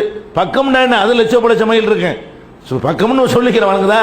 பக்கத்தில் இருக்கிற ஊர் வந்து புதன் என்று வைத்துக் கொண்டால், அதுக்கு அடுத்து இருக்கிற ஊர் எது, வெள்ளி. அதுக்கு அடுத்து இருக்கிற ஊர் நம்ம பூமி. பூமிக்கு அப்புறம் இருக்கிறது வந்து சனி இருக்கிறது, அதுக்கப்புறம் வந்து வியாழன் இருக்கிறது. இப்படியான கோள்கள் எல்லாம் பின்னாடி வந்து கொண்டே இருக்குது. இப்போ நம்ம கவனிக்க வேண்டிய விஷயம் என்னன்னு கேட்டா, இந்த அதிசயத்தை தான் பார்க்கிறோம். பூமியில் சூரியனிலிருந்து ஒரு பகுதி தான் எல்லாமே. பூமியை எடுத்துக்கொண்டாலும் சூரியனிலிருந்து கலந்து கொண்ட ஒரு பகுதி, புதனை எடுத்துக்கொண்டாலும் சூரியனிலிருந்து கலந்து வந்து விட்ட ஒரு பகுதி. அது என்ன செய்யுதுன்னு கேட்டா, அந்த சூரியனுடைய தன்மை என்னன்னா சுத்திக்கிட்டே இருக்கிறது. சூரியனுடைய தன்மை என்னது, சுழன்று கொண்டே இருக்கும். சுழற்சி ஒன்று, சுத்துறது ஒன்று இருக்கிறது. சுழற்சினா என்ன, இருந்த இடத்துல இருந்தே சுத்துறது, இதுக்கு பேர் சுழற்சிமோ. இன்னொன்று சுத்தி வர்றதை வந்து சுத்துறதுமோ. வழங்குதா. இந்த சூரியனை பொறுத்த வரைக்கும் அது தன்னைத்தானே சுத்திக்கிட்டே இருக்கிறது, தன்னைத்தானே சுத்துகிறது ஒன்று. இப்ப தன்னைத்தானே சுத்துறது தான் சுழற்சின்னு சொல்லுவோம் இல்லையா. இப்படி சுழன்று கொண்டே இருக்கிற அந்த உருண்டையிலிருந்து ஒரு பொருள் பிரிஞ்சிச்சின்னு வைங்க, ஒரு பாட்டு, அதுவும் சுத்தத்தான் செய்யும். சுழன்று கொண்டே இருக்கிற ஒரு பொருள்ல இருந்து ஒரு பாட்டு பிரிந்தால் அதுவும் சுத்தத்தான் செய்யும். அதிலிருந்து ஒரு பாட்டு பிரிந்தால் அதுவும் சுத்தம் தான் செய்யும். எந்த மாதிரி சுத்தும், நம்முடைய அறிவு, நம்முடைய அனுபவம், நம்ம வாழ்க்கையில் பார்க்கிற ஏராளமான பொருள்களை வச்சு பார்த்தீங்கன்னா அது எந்த டைரக்ஷன்ல சுத்துகிறதோ அதே டைரக்ஷன்ல தான் அதிலிருந்து பிரிந்த பொருளும் சுத்தணும். அப்படிதான் சுத்துறது நம்ம பார்க்கிறோம். இப்போ ரயில் ஓடிக்கிட்டே இருக்கிறது, ஒரு என்ஜின் வந்து ஒரு 10 பெட்டி இழுத்து கொண்டு ஓடுகிறது. ஓடிக்கொண்டிருக்கும் பொழுது ஒரு பாதியில் கட் பண்ணீங்கன்னு வைங்க, இழுத்துட்டு ஓடுற இழுக்கிறதான இழுக்குது. கட் பண்ண பிறகும் கூட இது ஓடும். எப்படி ஓடும்? அதே திசையில் தான் ஓடும். கட் பண்ணணும் இப்படி ஓடாது. இழுத்துக்கிட்டு ஒரு பெட்டி வந்து சூரிய அந்த என்ஜினை கட் பண்ணி விட்டீங்க, அல்லது 10 பெட்டியில் ஒரு 5 பெட்டியை கட் பண்ணி விட்டுட்டீங்க. கட் பண்ண உடனே என்ன செய்யும்? அந்த வேகம் எந்த ரேஞ்சில் ஓடிக்கொண்டிருக்கிறதோ அந்த திசையில் ஓடுமே தவிர கட் பண்ணி விடணும் எங்கிட்டு போறேன்னு போவாது, இழுக்க முடியாது. அப்போ ஒரு பொருள்ல இருந்து ஒன்று கரண்ட் வந்துருச்சுன்னு சொன்னா அது சுத்திக்கிட்டே இருக்கும்போது கரண்ட் அதே மாதிரி தான் கரண்ட் வரும். அது மாதிரி நீங்கள் ஒரு 10 வளையத்தை எடுத்துக்கிறீங்க. 10 வளையத்தை எடுத்துக்கொண்டு அதை ஒரு கம்பியில் கோர்த்து மொத்தமாக சுற்றி விடுங்க. சுற்றி விட்டு ஒன்று ஒன்றா கரண்ட் வருதுன்னு வைங்க, அது எந்த மாதிரி சுற்றிக்கிட்டு இருக்கு அந்த மாதிரி தான் கரண்ட் வரும். சுற்றிக்கிட்டே என்ன செய்யணும்னா கரண்ட் வருதுன்னு சொன்னால் இப்படி சுற்றிக்கிட்டே இருக்கும். கரண்ட் போகிற பொருள் அப்படி தான் சுற்றும்போது இப்படி சுற்றுமா, மாற்றி சுத்தாது. அதே மாதிரி நீங்கள் பார்த்தீங்கன்னு சொன்னால் சூரியன்லேருந்து எல்லா கோள்களையும் எடுத்துக்கிறங்க. எல்லா கோள்களும் என்ன செய்யுது? இங்கே தான் அல்லா நான் இருக்குன்னு காட்டுறான். அப்படியே உடஞ்சிச்சிங்கிறீங்க, சரிதான். பெருவெடிப்பு கோள் கேட்குறீங்க, அல்லா இல்லைங்கிறதுக்காக அப்படி சொல்ல வர்றாங்க. அல்லா இல்லைங்கிறதுக்காக வேண்டி அதான் வெட்டிச்சு, அதான் செதறி, அதான் பூமி உண்டாகிக்கிடுச்சு, அதான் புதன் உண்டாகிக்கிடுச்சு, அதுவா செவ்வாய் உண்டாகிக்கிடுச்சுன்னு சொல்றானுவோ. சரிப்பா, அப்ப அது மாதிரி உண்டானால் என்ன செய்யணும்? சூரியன் எந்த மாதிரி சுத்துகிறதோ அப்படித்தானே எல்லா கோளும் சுத்தணும். சூரியன் எந்த மாதிரி சுத்துதுன்னு சொன்னா மேற்கில் இருந்து கிழக்கு நோக்கி சுத்துகிறது. சூரியனுடைய சுழற்சி எப்படி சுத்துது? இப்படி சுத்தாம இப்படி சுத்துது. மேற்கில் இருந்து என்ன செய்யுது? இதன மேற்கு, மேற்கில் இருந்து கிழக்கு. இப்படி சூரியன் எப்படி சுத்துதுன்னு கேட்டா மேற்கே இருந்து கிழக்கு நோக்கி சுத்துது. இப்படி சுத்தாம இப்படி சுத்தி கொண்டிருக்கிறது சூரியன். அப்ப இதுல இருந்து பிரிந்து போன புதன் என்ன செய்யணும்? இப்படித்தான் சுத்தணும். கிழக்கே இருந்து மேற்கு சுத்துறதுல இருந்து ஒரு துண்டு பிரிந்தால் அந்த துண்டு என்ன செய்யணும்? கிழக்கே இருந்து மேற்கு தான் சுத்தணும். அப்ப எல்லா கோள்களுமே எல்லா கிரகங்களுமே அங்கே இருந்து தான் பிரிஞ்சிருக்குன்னு சொல்லும் பொழுது எல்லாமே கிழக்கு நோக்கி மேற்கு தானே சுத்தணும். அப்படிதான் சுத்துகிறது. புதனை எடுத்து பார்த்தீர்களே ஆனால் கிழக்கில இருந்து மேற்கு தான் சுத்துகிறது. பூமி எடுத்து பார்த்தீர்களே ஆனால் கிழக்கிலிருந்து மேற்கு தான் சுத்துகிறது. சனி எடுத்து பார்த்தீர்களே ஆனால் கிழக்கிலிருந்து மேற்கு தான் சுத்துகிறது. வியாழன் எடுத்து பார்த்தீர்களே ஆனால் கிழக்கிலிருந்து மேற்கு தான் சுத்துகிறது. அதே மாதிரி நெப்டியூன்கிற கோளை எடுத்து பார்த்தீர்களே ஆனால் கிழக்கிலிருந்து மேற்கு தான் சுத்துகிறது. எல்லாம் அப்படிதான் சுத்துகிறது. ஆனா வெள்ளி மட்டும், வீனஸ் மட்டும் மாத்தி சுத்துது. எல்லாம் அங்க இருந்தா உடஞ்சி வந்துச்சுங்கிறான். எல்லாமே சூரியன்ல இருந்து தான் வெளியேறி பிரிஞ்சு வந்துச்சுன்னு சொல்றான். சரி, உண்மைதான், இஸ்லாம் அதை ஒத்துக்கொள்ளுது. அதுவா வந்துச்சா ஒருத்தன் பிரிச்சானதான் கேள்வி. அதுவா வந்திருந்தால் என்ன செய்யணும்? பக்கத்தில் இருக்கிற புதன் சுத்துது, கிழக்க இருந்து மேற்க சுத்துது. அடுத்த விட 2வது இருக்க வெள்ளி அது மாத்திக்கிடுச்சு. அங்க இருந்து பிரிஞ்சு வந்துச்சுங்கிறீங்க. அங்க இருந்து பிரிஞ்சு வந்திருந்தால் புதன் எப்படி சுத்துகிறது அப்படித்தானே வெள்ளியும் சுத்தணும். வெள்ளிக்கு அப்புறம் உனக்கு பூமி எப்படி சுத்து அப்படித்தானே சுத்தணும். நடுவில் இருக்குது வெள்ளி, வெள்ளிக்கு இந்த பக்கம் பூமி, வெள்ளிக்கு அந்த பக்கம் புதன், ரெண்டுக்கு நடுவில் வெள்ளி. அப்ப புதன் எப்படி சுத்துது, பூமி எப்படி சுத்து, அதுக்கு மாத்திக்கிட்டு வேணும்னு நடுவில் இருக்கக்கூடிய வெள்ளி ரிவர்ஸ் இப்படி சுத்துது. அதாவது அதுல இருந்து பிரிஞ்சு வந்திருக்கு, அந்த வேகத்தோட சேர்ந்து பிரிஞ்சு வந்திருக்கிறது. பிரிந்து வந்திருக்குன்னு சொல்றானே தவிர இதெல்லாம் தத்துவத்தை சொல்லி போறான். டேய் அதெல்லாம் சரிடா, இது என்ன மாத்தி சுத்துது அதான் தெரியல. ஒருத்தன் செய்யறான்னு வழங்குதா இல்லையாப்ப? என்ன நடக்கணுமோ அது நடக்காம மாறி நடந்தா என்ன அர்த்தம்? சர்க்கஸ் நீங்க பார்த்திருப்பீங்க. சர்க்கஸ்ல போகும் பொழுது ஒரு சைக்கிள்ல வந்து ஜாயிண்ட வச்சு 10 பேர் என்ன செய்யுமா, 10 ஒத்த வீல வச்சு ஓட்டிட்டே வருவான். ஒன்னா கலண்டுக்குருவாங்க. சர்க்கஸ்ல இந்த லேடிஸ் ஓட்டுவாங்க இல்லையா, கலண்டுக்கும் போது கலட்டி விட அப்படிதான் சுத்தேறும். கலட்டி விட்டதெல்லாம் என்ன செய்யும், அந்த 2 வீல்ல ஓட்டிட்டு இருக்கான சைக்கிள் அது எந்த டைரக்ஷன்ல அப்படிதான் ஒரு கலண்டுக்குருவாங்களே தவிர இப்படி கலண்டவே முடியாது. அதை நீங்க ட்ரெயின்ல ஓடிட்டு இருக்கிற ட்ரெயின்ல இருந்து இறங்குறீங்க, ஓடிட்டு இருக்கிற பஸ்ல இருந்து இறங்குறீங்க, உங்களையும் சேர்த்து இழுக்கிறத கீழே விழுந்துறீங்க. நீங்களும் அதே நேரத்தில் அதே மாதிரி ஓடினா தான் தப்பிச்சுக்கிறீங்க. இறங்கி அந்த டைரக்ஷன்ல நீங்க ஓடுனா அதான் இயற்கை. நீங்க இயற்கைக்கு மாத்தமா ஸ்டடியா நின்னீங்கன்னு வைங்களேன், விழுந்துருவீங்க.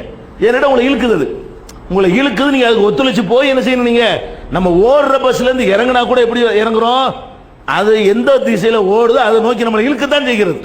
அப்ப எந்த ஒரு சுழற்சி, எந்த ஒரு ஓட்டத்திலிருந்து நீங்கள் பிரிந்தாலும் அந்த சுழற்சியின் திசை, அந்த ஓட்டத்தின் திசையில் தான் பிரிந்ததும் செல்ல முடியுமே தவிர மாத்தி செல்ல இயலவே இயலாது. இதுக்கு எந்த விதமான லாஜிக்கும் கிடையாது. இதுக்கு விஞ்ஞான ரீதியா எந்த விதமான ஒரு காரணமும் சொல்ல முடியாது. அறிவியல் பூர்வமா ஒரு காரணம் இப்படி ஒன்று உலகத்தில் ஒன்று எடுத்து காட்டு, சுத்திக்கிட்டு இருக்கிற ஒன்றுலேருந்து பிரிஞ்சோன்னு மாற்றிக்கிட்டு சுற்றணும். பிரிஞ்சோன்னு என்ன செய்யணும்? அப்போ மாற்றிக்கிட்டு சுற்றுறதா இருந்தால் வேற ஒரு சக்தி அங்கே செயல்படுகிறது. உன்னால் கண்டுபிடிக்க முடியாத, உன்னால் அறிந்து கொள்ள முடியாத ஒரு சக்தி இருந்து வேணும்னு நான் ஒருத்தருக்கான் பாடுறா, இதெல்லாம் கண்டுபிடிச்சிருவீங்க. நான் தான் இந்த மாதிரி செஞ்சேங்கிறத பிற்காலத்தில் கண்டுபிடிப்பீங்க. கண்டுபிடிச்சாலும் நான் சீல் வைக்கணும்ல. ஒரு பொருளை தயாரிக்கிறான்னா அந்த கம்பெனி சீல் வச்சிருவான்ல, அவன் கம்பெனி சீல் வைக்கணுமா இல்லையா? அதான் சீல் மாற்றி வைக்கிறான்ல. இந்த பார் சீல், நான் ஒருத்தருக்க பாரு இந்த இடத்துல அந்த சீல் தான் வெள்ளி. இந்த வெள்ளியை அல்லாஹ் ரிவர்ஸா விட்டுருக்கிறதுக்காக வேண்டி அடே அதுவா நடக்கல நான் செஞ்சேங்கிறான். அதுவா நடக்கவே இல்லை, நடந்தது உண்மை. எல்லாம் நீ பிரிஞ்சுச்சுங்கிறேன், நான் ஒத்துக்கிறேன், நான் தானே பிரிச்சு விட்டேன். அதுவா பிரிஞ்சு நீ சொல்ற, நான் தான் பிரிச்சேன்னு நான் சொல்றேன். என்ன ஆதாரம்? இந்த இருக்கு பாத்துக்க, நான் பிரிச்சிருக்கேன் பாரு, மாத்திருக்கேன்ல. அதுவா இந்த பிள்ளை செய்யணும், அது இப்ப மாற்றி சுத்துங்கிறான்ல. அப்ப இந்த பிரபஞ்சத்தினுடைய அமைப்பை வைத்து சிந்திச்சு பார்த்தோம்னு சொன்னா பிரமிக்கிறோம். எப்படி இது ஒருத்தன் இருந்தானே செய்யறான், அப்ப அது மட்டும் தனியா மாத்திட்டு சுத்துத. நம்ம அறிவை இப்படி சுத்தணும் தானே சொல்லுது. அப்படித்தானே உலகத்தில் உள்ள எந்த பொருளை வேண்டாலும் அப்படித்தானே பார்க்கிறோம். அதுக்கு எல்லாத்துக்கும் மாத்தமா இது நடக்குதுன்னு சொல்லும் பொழுது ஆச்சரியத்தினுடைய விளிம்புக்கு போகிறோம். அந்த இடத்துல இதை ஒரு ஒழுங்கா ஒருத்தர் சிந்தித்து பார்த்தான்னு சொன்னா கண்டிப்பா ஒருத்தர் சூப்பர் பவர் இருக்கிறான் அப்படின்னு விளங்கிக்கலாம். அதே மாதிரி இப்ப சூரியன்கிறது நெருப்புக்கோள் தானே. சூரியன் எல்லாமே நெருப்புக்கு ஹைட்ரஜன் இருந்தா தானே நெருப்பு இருக்க முடியும். ஹைட்ரஜன் ஃபுல்லா ஹைட்ரஜன் வாயுக்களா இருக்கிறதுனால அது எரிஞ்சுக்கிட்டே இருக்குது. எப்போ பார்த்தாலும் எரிந்து கொண்டே இருக்கிற நெருப்பு கோளம் தான் சூரியன் என்பது. அதிலிருந்து பிரிந்து வந்தது தான் பூமி. எல்லாமே எதுலையுமே நெருப்பு கோளை காணும். அதுல எல்லாம் பிரிஞ்சு வந்திருக்கிறது. பிரிஞ்சு வந்ததுல எதுலையுமே நெருப்பு கோளை காணும் இல்லையா? எரிஞ்சுக்கிட்டே இருக்க மாட்டேங்குது. நட்சத்திரங்கள் தான் எரியுமே தவிர கோள்கள் எல்லாம் எரியாது. சந்திரன்ல இருந்து உங்களுக்கு வெளிச்சம் வருதுன்னா அது ஒரு வெளிச்சம் கிடையாது, அது ஒரு ரிஃப்ளெக்ட். நம்ம அந்த இது பண்ணுவாங்கல்ல ரேடியம் மாதிரி, அந்த வெளிச்சத்தை வாங்கி பிரதிபலிக்கிறது, அதுதான் சந்திரன்ல இருக்கே தவிர சந்திரன்லாம் மண்ணு மாதிரி தான் இருக்கும். சந்திரன் அதனால போய் இறங்கணும். சந்திரன் மண்ணு மாதிரி இருக்கிறனால தான் போய் ஆம்ஸ்டாங்கால போய் இறங்க முடிஞ்சு. மண்ணுல இருந்து பார்த்தா சந்திரன் வெளிச்சம் அடிக்காத மாதிரி இது சந்திரனா தெரியும் அவனுக்கு. சந்திரன்ல இருந்து இதை பார்த்தானா இது ரிஃப்ளெக்ட் ஆகி இது ஒரு சந்திரனா அவனுக்கு தெரியும். அப்ப இதுல எல்லாம் நெருப்பு ஹைட்ரஜன் கிடையாது, முழுக்க முழுக்க ஹைட்ரஜனா இருக்கு. ஹைட்ரஜன் இருக்கிறது, முழு ஹைட்ரஜன் மட்டுமாக இருக்கிறது சூரியன் பார்க்கிறோம். அந்த சூரியன்ல இருந்து பிரிந்து வந்த இந்த கோள்களை எடுத்து பார்த்தீர்களே ஆனால் பூமி மட்டும் ஒரு ஸ்பெஷலா அதுக்குன்னு ஒரு மெனக்கட்டு வேலை செஞ்ச மாதிரி, அதுக்குன்னு யாரோ ஒருத்தர் ப்ரோக்ராம் பண்ண மாதிரி தான் பூமியுடைய அமைப்பு இருக்குமே தவிர அது ஒரு நம்மளே ஆச்சரியத்தின் விளிம்புக்கு போயிடுவோம். எப்படி போயிடுவோம்? இப்போ சூரியன்ல இருந்து பிரிந்த இந்த 9 கோள்கள்லையுமே இதுல மட்டும்தான் ஆக்சிஜன் இருக்குது. நீங்க இருக்கிற பூமியில மட்டும்தான் இருக்கு ஆக்சிஜன் என்ற அந்த பிராணவாயுங்கிறாங்கல்ல, அந்த ஆக்சிஜன் என்பது காற்றுலையும் தண்ணீர்லையும் கலந்து இருக்கிறது. எங்கதான்? பூமியில மாத்திரம் ஆக்சிஜன் இருக்குது. வேற எங்கேயுமே புதன்ல போனீங்கன்னா கிடையாது, ஆக்சிஜன் கிடையாது. அதே மாதிரி வெள்ளியில் ஆக்சிஜன் கிடையாது, அதுக்கு கீழே உள்ளதுலையும் கிடையாது. அதனால தண்ணி இருக்கான்னு பார்த்துட்டு இருக்காங்க. செவ்வாய்க்கு இறக்கி விட்டாங்களா, ஆட்களை இறக்கி விட்டாங்களே, ஆட்கள் இல்லை எந்த இடத்துல அனுப்பி விட்டாங்க இல்லையா? செவ்வாயில் என்னத்தை படம் எடுத்து அனுப்புறான், அதுல ஏதாவது தண்ணி இருந்துச்சா? தண்ணி இருந்தால் கண்டிப்பா ஆக்சிஜன் இருக்கும்ல. தண்ணி இருந்துச்சுன்னு சொன்னா கண்டிப்பா அங்கே என்ன இருக்குன்னு ஆக்சிஜன்கிற அந்த பொருள் இருந்தா தான் தண்ணி இருக்க முடியும். அப்ப ஹைட்ரஜன் ஆக்சிஜன் சேர்ந்தா தான் தண்ணி. தண்ணின்னு சொன்னாலும் என்ன அர்த்தம்? 2 மடங்கு ஹைட்ரஜனும் 1 மடங்கு ஆக்சிஜன் சேர்ந்தா தண்ணி ஆகிக்கிறோம். வெறும் ஹைட்ரஜனா இருக்கிறதோட ஒரு 200 ஹைட்ரஜன் ஒரு 100 ஆக்சிஜன் கலந்தீங்கன்னா தண்ணி ஆகி போயிடும். 2 மிக்ஸ் பண்ணி விட்டா தண்ணி ஆகி போயிடுது. அப்ப தண்ணியிலே ஆக்சிஜன் இருக்கிறது, இந்த காத்துலையும் இருக்கிறது. இந்த ஆக்சிஜன் இருந்தா தான் நம்மளால வாழ முடிகிறது. சோத்துனால மட்டும் நம்ம வாழல. இந்த பூமியில இருந்து என்ன செய்யறோம்? காற்றில் இருக்கிற ஆக்சிஜனை உறிஞ்சிட்டு அதை வெளியே தள்ளிக்கிட்டு இருக்கிறோம். மறுபடியும் உண்டாக்கிட்டு இருக்காது ஒரு விஷயம். நம்ம ஆக்சிஜனை எடுத்துட்டு தான் என்ன செய்யறோம்? உலகத்தில் வாழ்ந்து கொண்டிருக்கிறோம். இப்ப நம்ம என்ன ஆச்சரியத்தின் விளிம்புக்கு போறோம்னு சொன்னா, சூரியனில் இருந்து எல்லாம் பிரிஞ்சு இருக்கிற அந்த பொருள் முழுக்க முழுக்க ஹைட்ரஜன் தான் அதுல இருக்குது, எரிஞ்சு கொண்டே இருக்கிறது. அதை குளிர செய்து தண்ணி ஆக்குவதற்குரிய எந்த சாமானும் சூரியன்ல இல்லை. அந்த ஆக்சிஜன் அதிலிருந்து பிரிஞ்சு இருக்குமையானால் அந்த நெருப்பை அணைத்து தண்ணீரா மாத்திருத. அதன் ஆக்சிஜன் நெருப்போட போய் சேர்ந்து அதையே தண்ணீராக மாற்றிவிடக்கூடிய தன்மை இருக்குத. இந்த பொருள் சூரியனுக்கு எதிரான பொருள். சூரியன்ல இப்ப ஆக்சிஜன் இருக்குன்னு வைங்களேன், எல்லா நெருப்பும் தனியா போயிரும்ல. அது தண்ணியா மாற்றக்கூடிய பொருள் இதுல மட்டும் ஸ்பெஷலா இருக்குது. இது எங்க இருந்து வந்துச்சு? இது அப்படியே சூரியன்ல இருந்து பிரிஞ்சுங்கிறீங்க. சூரியன்ல ஆக்சிஜன் கிடையாது, அதனால புதன்ல இல்ல, அதனால சனியில இல்ல, அதனால செவ்வாயில இல்ல, அதனால வியாழன்ல இல்ல, ஒண்ணுலயுமே இல்ல, எதுலயுமே ஆக்சிஜன் கிடையாது. அப்ப இதுல மாத்திரம் அதுதான் அல்லாஹ் சொல்றான், பூமியில மனிதனை நான் படைக்க போகிறேன், இன்னி ஜாயிலுன் ஃபில் அர்லி ஹலீஃபா, பூமியில நான் ஒரு வழித்தோன்றலை உருவாக்க போகிறேன் என்று இந்த பூமியை பர்பஸால என்ன செய்யறேங்கிறான், தேர்ந்தெடுக்கிறேங்கிறான். அடே நான் உட்காந்து அதுவா பிரியல, அதுவா பிரிந்தால் ஒன்னுலையும் ஆக்சிஜன் இருக்கக்கூடாது, எல்லாம் ஒரே மாதிரியாக இருக்க வேண்டும். அதிலிருந்து பிரிந்த எல்லாமே ஒரே மாதிரியாக இருக்க வேண்டும். அல்லது பூமி ஒரு தூரத்தில் வந்துருச்சுல, தூரத்துக்கு போயிட்ட காரணத்தினால் அதுல ஆக்சிஜன் வந்து உண்டாகி போச்சு அப்படின்னு சொன்னீர்களே, ஆனால் பூமியை விட தூரமா இருக்கு, அதுல இருக்கணும்ல. அதாவது எப்ப உங்க லாஜிக்கு சரியா வரும்னு கேட்டா, ஒன்னு சூரியனுக்கு பக்கத்தில் அடுத்ததா பூமி இருக்கணும், அல்லது இருக்கிற கோள்கள்ல கடைசியா இருக்கணும். அப்படி இருந்தால் என்ன காரணம் சொல்லியிருப்பாங்க, கடைசியா வந்துருச்சுல, அதனால அது அப்படி இழந்து அது தனியாக அவன் சேர்ந்துக்கிறேன்னு சொல்லி போடுவாங்க. ஆரம்பத்தில் இருந்துச்சுன்னு வைங்க, அப்ப கூட ஏதாவது சொல்லி போடுவாங்க, ஏதாவது ஒரு தத்துவத்தை போட்டு அதனால தான் அப்படி இருக்குன்னு சொல்லி போடுவாங்க. இங்க என்ன நடக்குதுன்னு கேட்டா, பூமிக்கு முன்னாடி 2 கோள்கள் இருக்கிறது, பூமிக்கு முன்னாடி ஒரு 5 கோள் இருக்கிறது, 6 இருக்கிறது, பூமிக்கு பின்னாடி ஒரு 6 கோள்கள் இருக்கிறது, பூமிக்கு முன்னாடி ஒரு 2 கோள்கள் இருக்கிறது. ஆக மொத்தம் 9 கிரகங்கள்.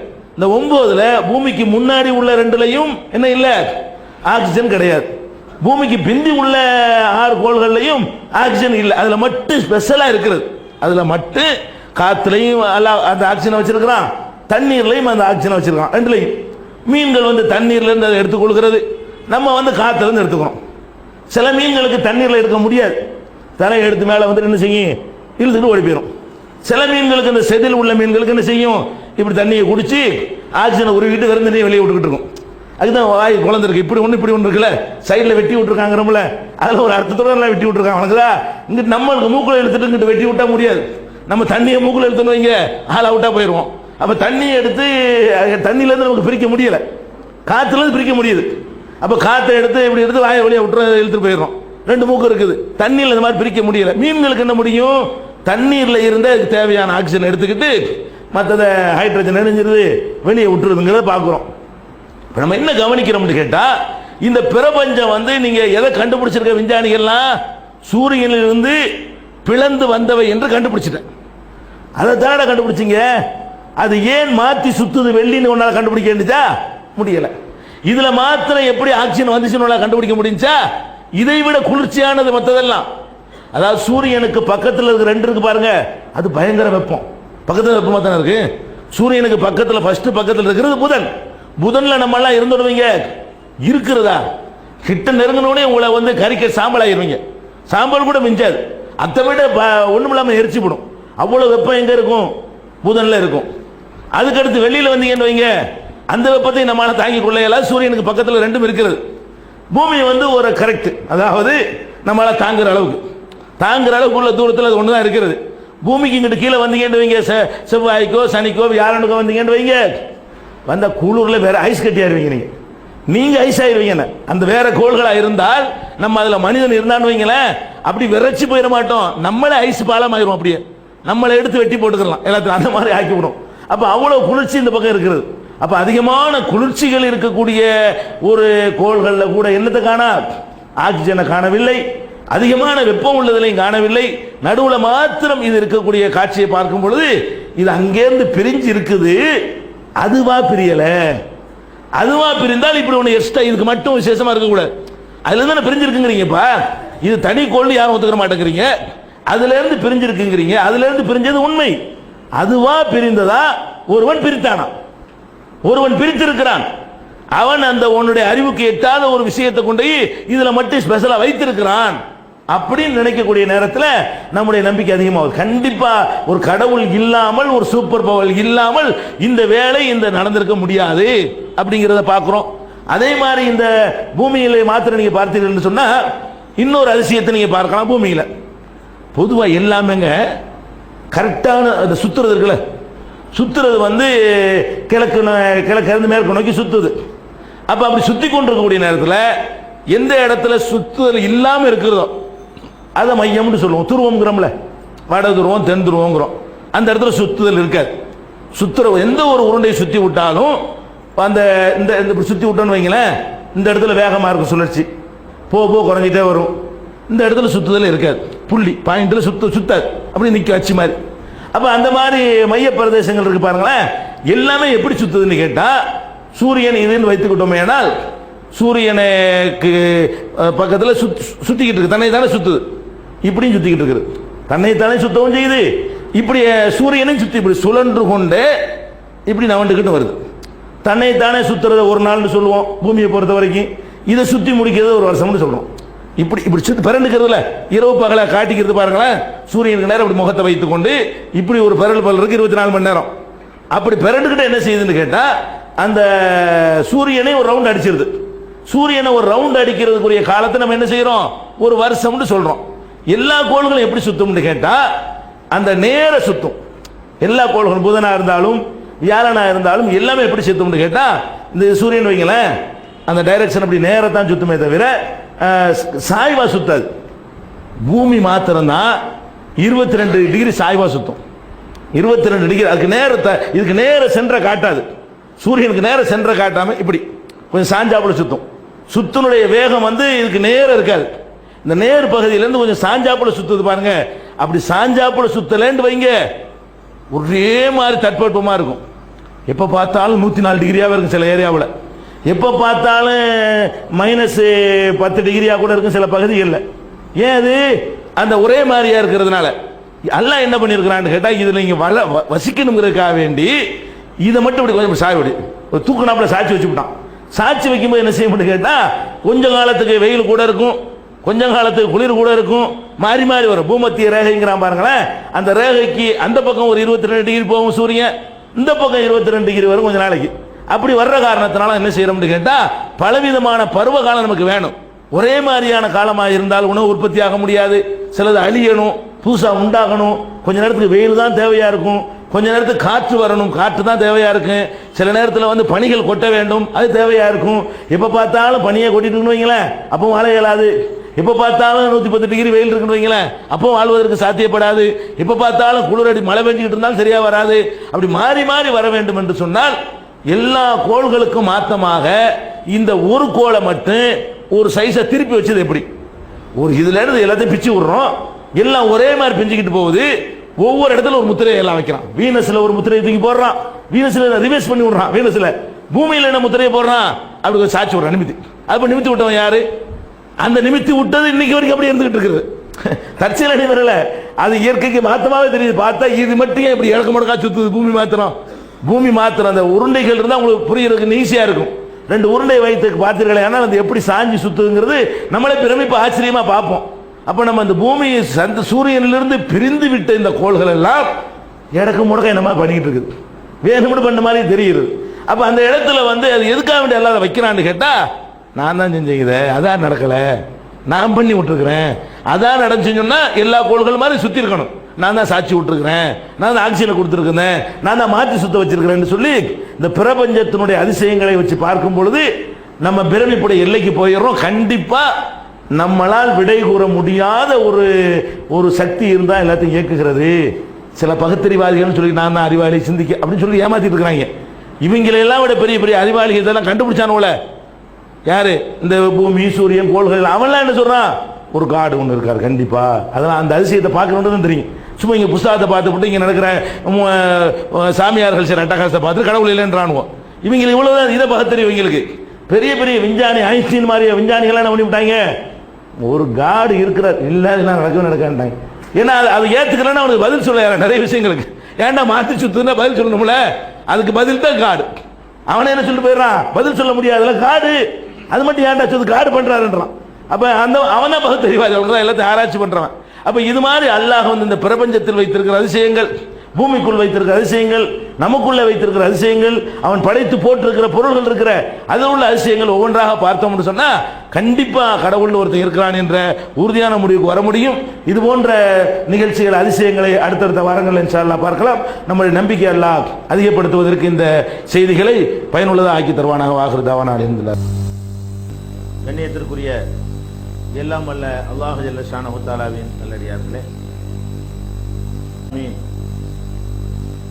தன்னை மக்கள் நம்ப வேண்டும் என்பதற்காக இந்த பூவுலகிலே ஏராளமான சான்றுகளை வாரி இறைத்திருக்கிறான் என்பதை பற்றி சென்ற வாரம் நாம் பார்த்தோம். ஒஃபில் அர்லி ஆயாத்துல் லில் மூக்கினீன் ஒஃபி அம்புசிக்கும் அபலா துபுசிரூன். இந்த பூ உலகிலே, பூமியிலே சிந்திக்கிற மக்களுக்கு நிறைய சான்றுகள் இருக்கின்றன, உங்களுக்கு உள்ளேயும் நிறைய சான்றுகள் இருக்கின்றன, நீங்கள் சிந்தித்து பார்க்க மாட்டீர்களா என்று அல்லாஹ் ரப்புல் ஆலமீன் நம்மை பார்த்து கேட்கிறான். இப்படி சிந்தித்து பார்ப்பதன் மூலமாக அல்லாஹ் இருக்கிறான் என்ற நம்பிக்கை முன்பு இருந்ததை விட நமக்கு அதிகமாகின்ற அளவுக்கு அற்புதமான சான்றுகளை எல்லாம் அல்லாஹ் இந்த மண்ணுலகிலே, பூ உலகிலே வாரி இறைத்திருக்கிறான். அதுல முக்கியமான ஒரு சான்றை இந்த வாரத்தில் நாம் பார்க்கலாம். இந்த பூ உலகை சுற்றி இருக்கிற 3/2 சுற்றி வளைத்திருக்கிற கடலை எடுத்துக்கொண்டீர்களே, ஆனால் இந்த கடலுக்குள்ளே நிறைய அதிசயங்களை அல்லாஹ் உருவாக்கி வைத்திருக்கிறான். அந்த அதிசயங்கள் இருப்பதை இன்றைய நவீன விஞ்ஞான உலகம் இப்போதுதான் கண்டுபிடித்து சொல்கிறது. இதையெல்லாம் ஏற்கனவே அல்லாஹ் ரப்புல் ஆலமீன் இந்த கடலுக்குள்ளே இவ்வளவு அதிசயங்களை நான் ஏற்படுத்தி வைத்திருக்கிறேன் என்று பட்டியலிட்டு சொல்கிறார். அதுல முக்கியமான ஒரு அதிசயம் என்னவென்றால், கடல்கள் பல கடல்கள் இருக்கின்றன. இந்த கடல்கள் எல்லாம் ஒன்றோடு ஒன்று ஒட்டி கொண்ட நிலையில் இருக்கின்றன. எல்லாம் கடல் தான். இப்ப சென்னை இருக்கிறது, காஞ்சிபுரம் மாவட்டம் இருக்கிறது சொன்னால் ரெண்டும் ஒட்டி கொண்டுதான் இருக்கும், பக்கத்து பக்கத்தில் இருக்கும். ஆனா இதை சென்னை சொல்லுவோம், அதை காஞ்சிபுரம் சொல்லிடுவோம். இதே மாதிரி கடல்களும் ஒன்னோட ஒன்று சேர்ந்து இருந்தாலும் கடல்களை அல்லாஹ் பிரிச்சிருக்கிறான். இது நம்ம பிரிக்கிறோம். இது சென்னை மாவட்டம், இது காஞ்சி மாவட்டத்துக்கு எந்த ஒரு டிஃபரெண்டும் இருக்காது. மண்ணிலையோ மற்ற விஷயங்கள்ல வித்தியாசங்கள் இருக்காது. கடல் அல்லாஹ் எப்படி பிரிச்சிருக்கிறான்னு கேட்டா, ஒரு கடலுக்கும் இன்னொரு கடலுக்கு மத்தியில் உள்ள உப்புடைய அளவு இருக்குல்ல, அது அதிகமா இருக்கும். ஒண்ணுல கம்மியா இருக்கும் அடர்த்தி, ஒண்ணுல அதனுடைய ஆக்சிஜன் கூடுதலா இருக்கும், ஒண்ணுல குறைவா இருக்கும். இப்படி பலவிதமான ஏற்பாடுகளை வித்தியாசமா அல்லாஹ் ஆக்கி வச்சிருக்கிறான். இந்த கடல்கள் ஒட்டி கொண்டு இருந்தாலும், ஒன்னோட ஒன்று முட்டி கொண்டு இருந்தாலும், அலைகளால் ஒன்னோட ஒன்று பின்னி பின்னி கொண்டு இருந்தாலும் ரெண்டு சேர்றது கிடையாது. சேர்ந்துடணுமா இல்லையா? அதான சாதாரண நம்ம பகுத்தறிவு பிரகாரம் என்ன நடக்கணும்னு கேட்டால், 2 தண்ணீரை எடுத்துக்கொண்டு, ஒரு உப்பு தண்ணி எடுத்துக்கொள்ளுங்கள், ஒரு சாதாரண உப்பு இல்லாத தண்ணி எடுத்துக்கொள்ளுங்கள், ரெண்டையும் போட்டு கலக்கினீர்களே ஆனால் ரெண்டுலையும் ஈவனா அந்த உப்பு பகிர்ந்து கொள்ளும், ஒரு தண்ணி ஆயிரும். இது தனியா அது தனியா இருக்காது. பாலோடு தண்ணீரை கலந்தால் அப்படித்தான். என்ன தண்ணீரை போட்டு குளுக்கினா தான் என்ன தனியாகவும் தண்ணீர் தனியாகவும் இருக்கும். தண்ணீருடைய எந்த வகையான தண்ணீரை எந்த வகையான தண்ணீரோடு நீங்கள் கலந்தாலும் ரெண்டும் சேர்ந்து மூணாவது ஒரு தண்ணீரை தான் ஆகுமே தவிர இது தனியா அது தனியா பிரிஞ்சிடாது. ஆனா இந்த கடல்ல அல்லாஹ் என்ன ஏற்படுத்தி வச்சிருக்கிறான்னு கேட்டா, பக்கத்து பக்கத்துல சில இடங்கள்ல 3 கடல்கள் எல்லாம் சங்கமிக்கிற இடங்கள்லாம் இருக்கிறது. நம்ம தமிழ்நாட்டில் கூட கன்னியாகுமரியில கூட என்ன இருக்கிறது, 3 கடல்கள் ஒரு இடத்துல ஒன்னா சேர்ந்திருக்கும். அங்க முக்கூடல் 3 கடலும் சேர்ந்து இருக்கக்கூடிய இடம்.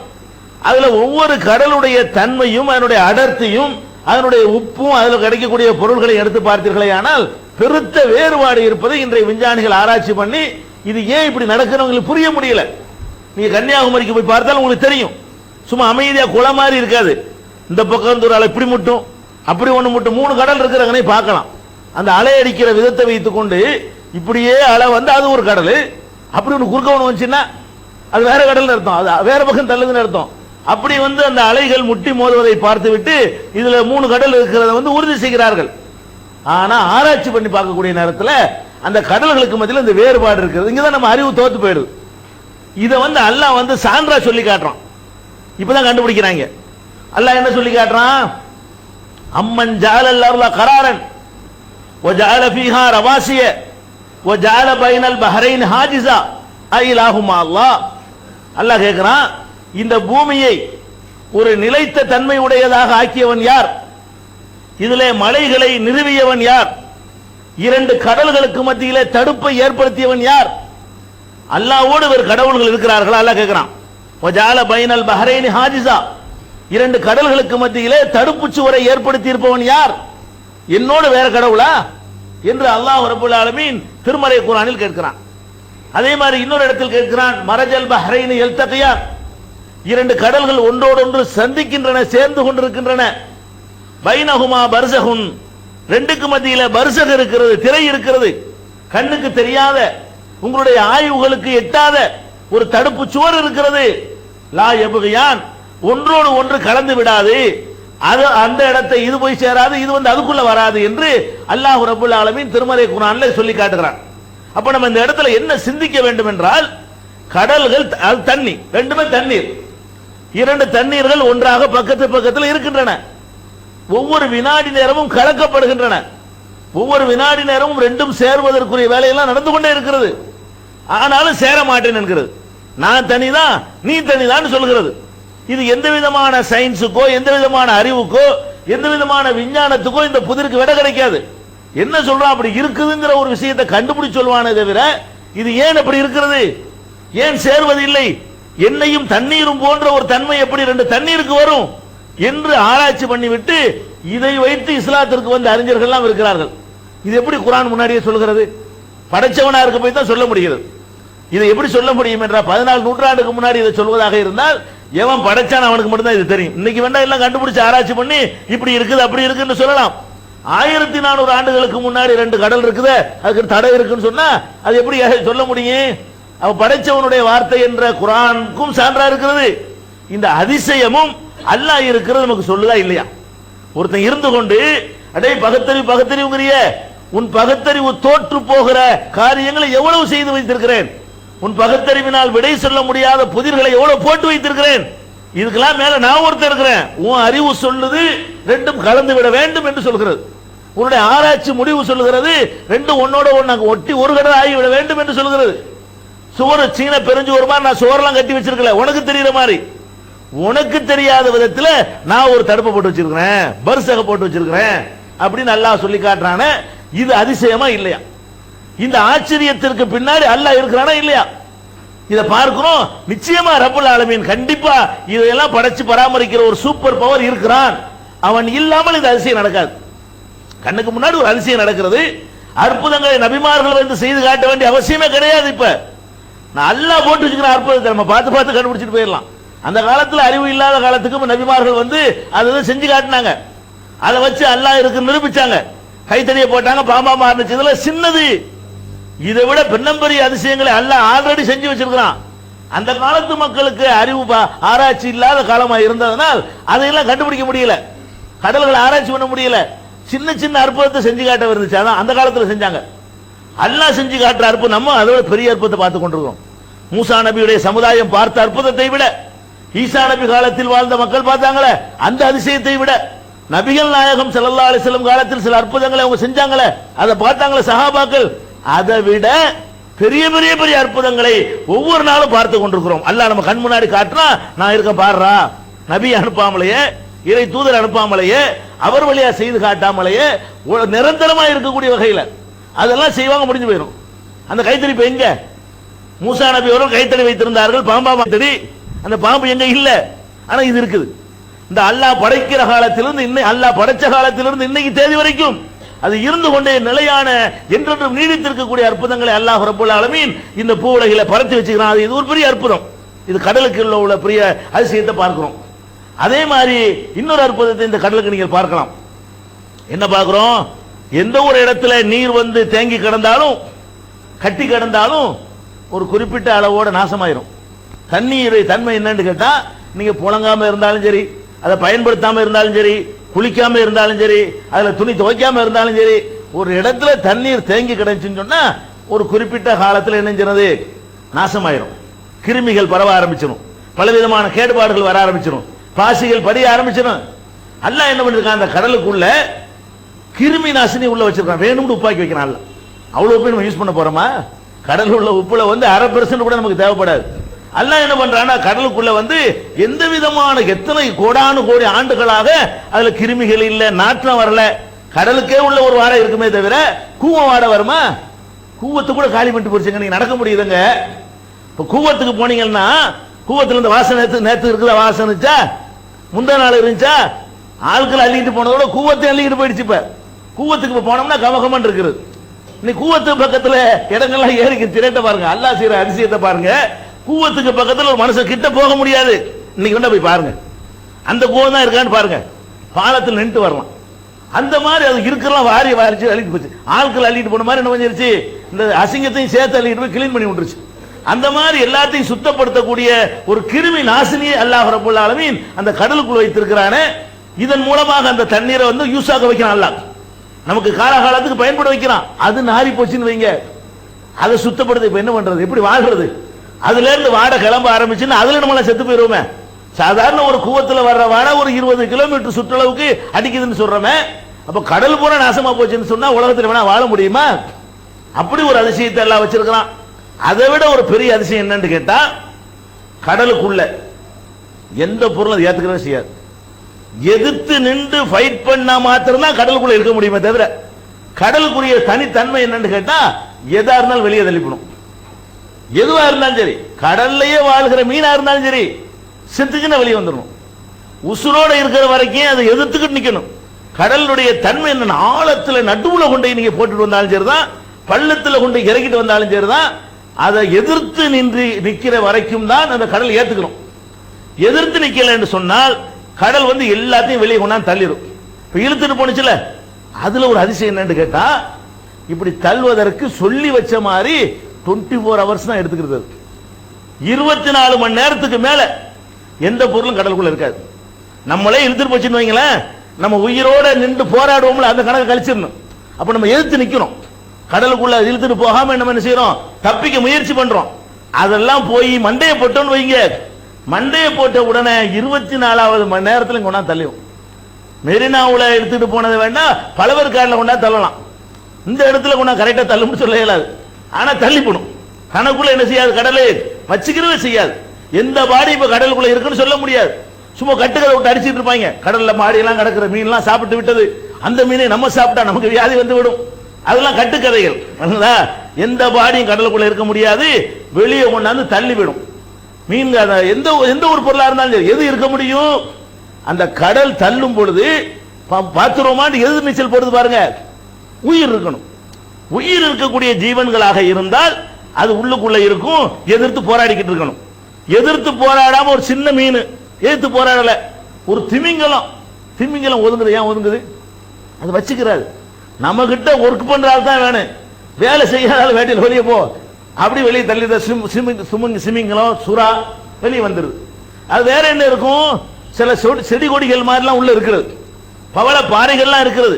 அது வேர் பிடித்து நிக்கணும், ஒன்னு எதிர்த்து நிக்கணும், இல்லைன்னா ஊண்டி கொண்டு நிற்க வேண்டும். பவள பாறையெல்லாம் உள்ள இருக்கிறது. அந்த பவள பாறையெல்லாம் அது கடலுக்கடியில் இன்னும் கொஞ்சம் ஆழமாக வேறு ஊன்றி அது பிடித்து கொண்டு இருக்கிறது. கடலுக்குள்ளே செடிகள்லாம் இருக்கிறது, அதுக்கடியில் உள்ள மண்ணுக்குள்ள போய் பிடிச்சுக்கிட்டு வெளியே தள்ள விட மாட்டேன், இதை விட்டு நான் போக மாட்டேன் அப்படின்னு பிடிவாதம் பிடிச்சா வேண்டுமானால் நிற்கும். இது அல்லாம ஒரு மரத்தை வெட்டி நீங்க போட்டாலும் சரிதான், 24 மணி வந்துடும். ஒரு ஆளை வெட்டி உள்ள தள்ளினாலும் சரிதான், 24 மணி நேரத்தில் வெளியே வந்துடும். ஒரு மீன் அதுல செத்து போனாலும் சரிதான், 24 மணி நேரத்தில் வெளியே வந்துடும். அது ஏன் 24 ஹவர்ஸ் தான் கணக்கு வச்சிருக்கான் அல்ல. எவ்வளவு தூரத்துக்கு இழுத்துட்டு போனாலும் சரி, ஒரு 24 மணி நேரத்துக்குள்ள. இது அதிசயமா இருக்கா இல்லையா? அது ஏன் ஒரு நாளுக்குள்ள வந்துருது? ஒரு 3 நாள் கழிச்சு தள்ள வேண்டியதானே. இந்த ஓரத்துல போடுற பொருளுக்கு 24 மணி நேரம் தான் ஆகுது. நடுவுல கொண்டு ஒரு 50 கிலோமீட்டருக்கு அப்பால கொண்டு தள்ளி விட்டு வந்தீங்களே, அதை கொண்டு அது பக்கத்தில் எந்த கரை இருக்கோ 24 மணி தள்ளி விடாது, 24 மணி நேரம் தான். அப்ப அந்த மாதிரி எந்த ஒரு பொருளையும் தனக்குள்ள வைத்துக் கொள்ளாது என்ற ஒரு தனியான ஒரு வித்தியாசத்தை பார்க்கிறோம். இன்னைக்கு பாருங்க, பரப்பிட்டு மீன் வியாபாரிகள் வாயில மண்ணில் போட்டாங்க. நம்மளெல்லாம் உடம்பெல்லாம் சாப்பிட்டுருச்சான். மீன்கள் உடலை சாப்பிடவும் செய்யாது, முதல்ல விளைக்கணும். மனித உடலை மீன் சாப்பிடவே செய்யாது, முதல்ல சாப்பிடறதுக்கு கிடைக்காது. அதிகபட்சமா என்ன செய்யும்னா, நம்ம தோல்ல அழுக்கு இருக்கும்ல, அதை சுரண்டும். மீன்கள் என்ன செய்யும்னா, குளத்துல குடிக்கிற அனுபவம் தான் உங்களுக்கு எல்லாம் தெரியும். நம்ம உடம்புல உள்ள அழுக்கு ஊறி போயிருக்குமா, அந்த அழுக்கு என்ன செய்யும், சொல்லி சாப்பிடுமே தவிர நம்ம மனுஷனை திங்குமான திங்காது. செத்து போனாலும் திங்காது.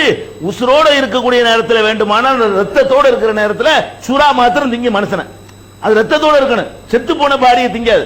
ரத்தம் ஓடிக்கிட்டு இருக்காது, கடிச்சோன்னு ரத்தம் ருசியா இருக்கணும். செத்து போன பாடியை கடிச்சுன்னு ரத்தம் வராது. ரத்தம் வரக்கூடிய பாடியை கொண்டு தள்ளுன பிடிச்சி சுறா பிடிச்சி சாப்பிடலாம்.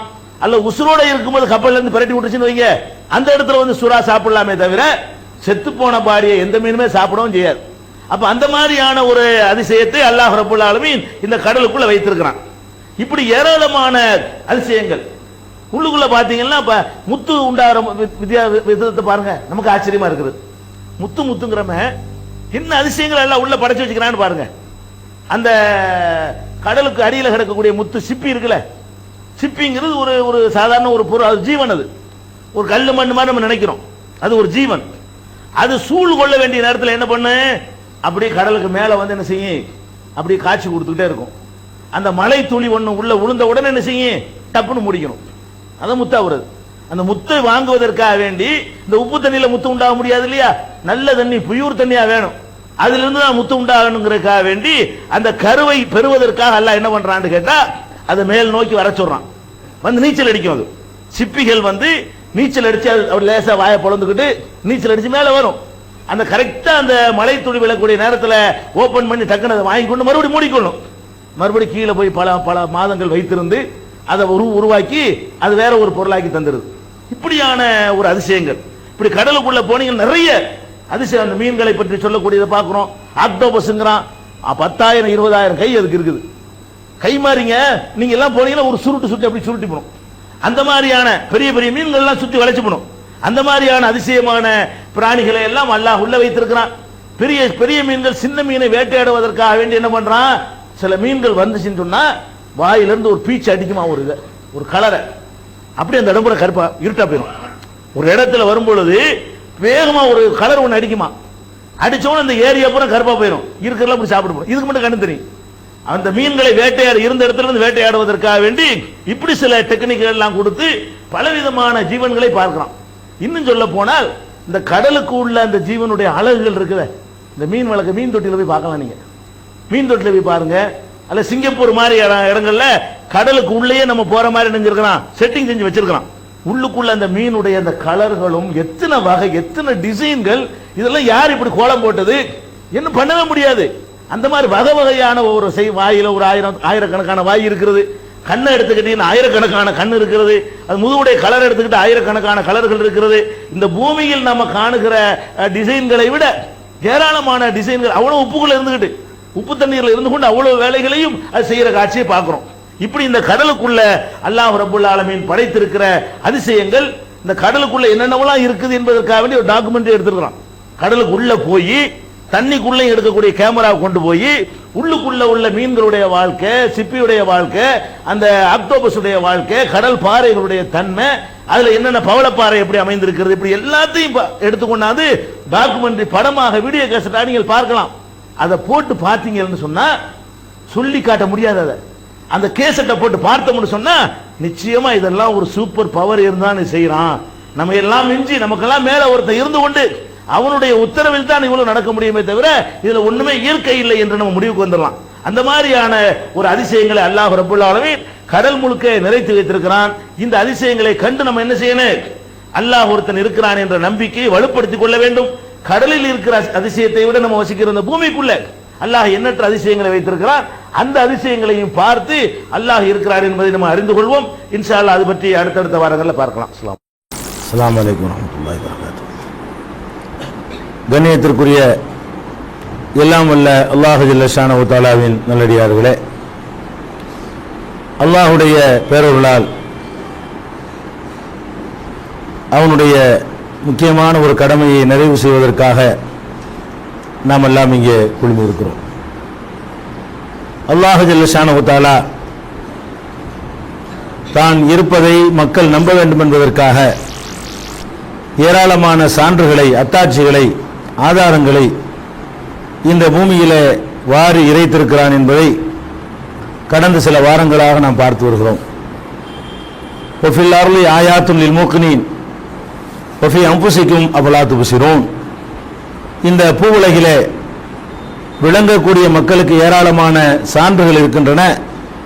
உங்களுக்கு உள்ளேயும் சான்றுகள் உள்ளன, நீங்கள் சிந்திக்க மாட்டீர்களா என்று கேட்கின்ற இறைவன் மனிதர்கள் இறைவனை நம்ப வேண்டும் என்பதற்காக பல சான்றுகளை வாரி இறைத்திருக்கிறான். அந்த வகையில் இன்னொரு சான்றை அல்லாஹ் தன்னுடைய திருமறையில் சொல்லும் பொழுது வக்திலாஃபு அல்சினத்திக்கும் அல்வானிக்கும், ஒரு தாய் தந்தையருக்கு பிறந்த உங்களுடைய மொழிகளும் உங்களுடைய நிறங்களும் மாறுபட்டு இருப்பது இறைவன் இருக்கிறான் என்பதற்கான அத்தாட்சிகளில் ஒன்றாகும் என்று அல்லாஹ் சுட்டி காட்டுகிறான்.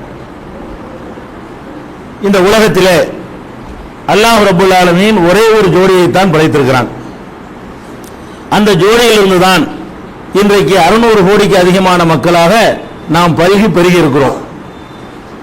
இதை ஜீனோமை மரபணுவை ஆய்வு செய்த விஞ்ஞானிகளும் கூட ஒரு ஆப்பிரிக்க தாயிலிருந்து தான் எல்லா மனிதர்களும் தோன்றினார்கள், உலகத்தில் உள்ள அத்தனை மனிதர்களுக்கும் ஒரே ஒரு தாய் தான், அவள் மூலமாகத்தான் இந்த உலக மக்கள் தொகை பெருகியது என்று இன்றைக்கு நவீன காலத்திலே சமீபத்திலே கண்டுபிடித்து அறிவித்திருக்கிறார்கள்.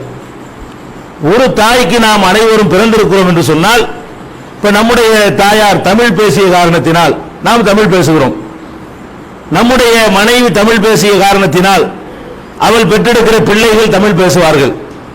இப்படி நாம் தமிழர்கள் என்று சொல்லக்கூடியவர்களுக்கெல்லாம் தமிழை தாய்மொழியாக கொண்டிருக்கிற ஒரு தாய் இருந்த காரணத்தினால் நாம் எல்லாம் தமிழ் பேசுகிறோம். இப்படி மலையாளம் பேசக்கூடியவர்களும் அப்படித்தான் பேசுகிறார்கள். ஆனால் இது எப்படி ஏற்பட்டது? முதலில் அல்லாஹ் ஒரு தாயை தான் படைக்கிறான், அவள் ஒரு மொழியை பேசியிருப்பாள், அது ஏதோ ஒரு மொழியாக இருக்கட்டும், ஒரு மொழியை பேசியிருந்தால் அவளுடைய பிள்ளைகள் அந்த மொழியை பேசுவார்கள், அவளுடைய பிள்ளைகள் அதைத்தான் பேசுவார்கள், அவளுடைய பிள்ளைகள் அதைத்தான் பேசுவார்கள்.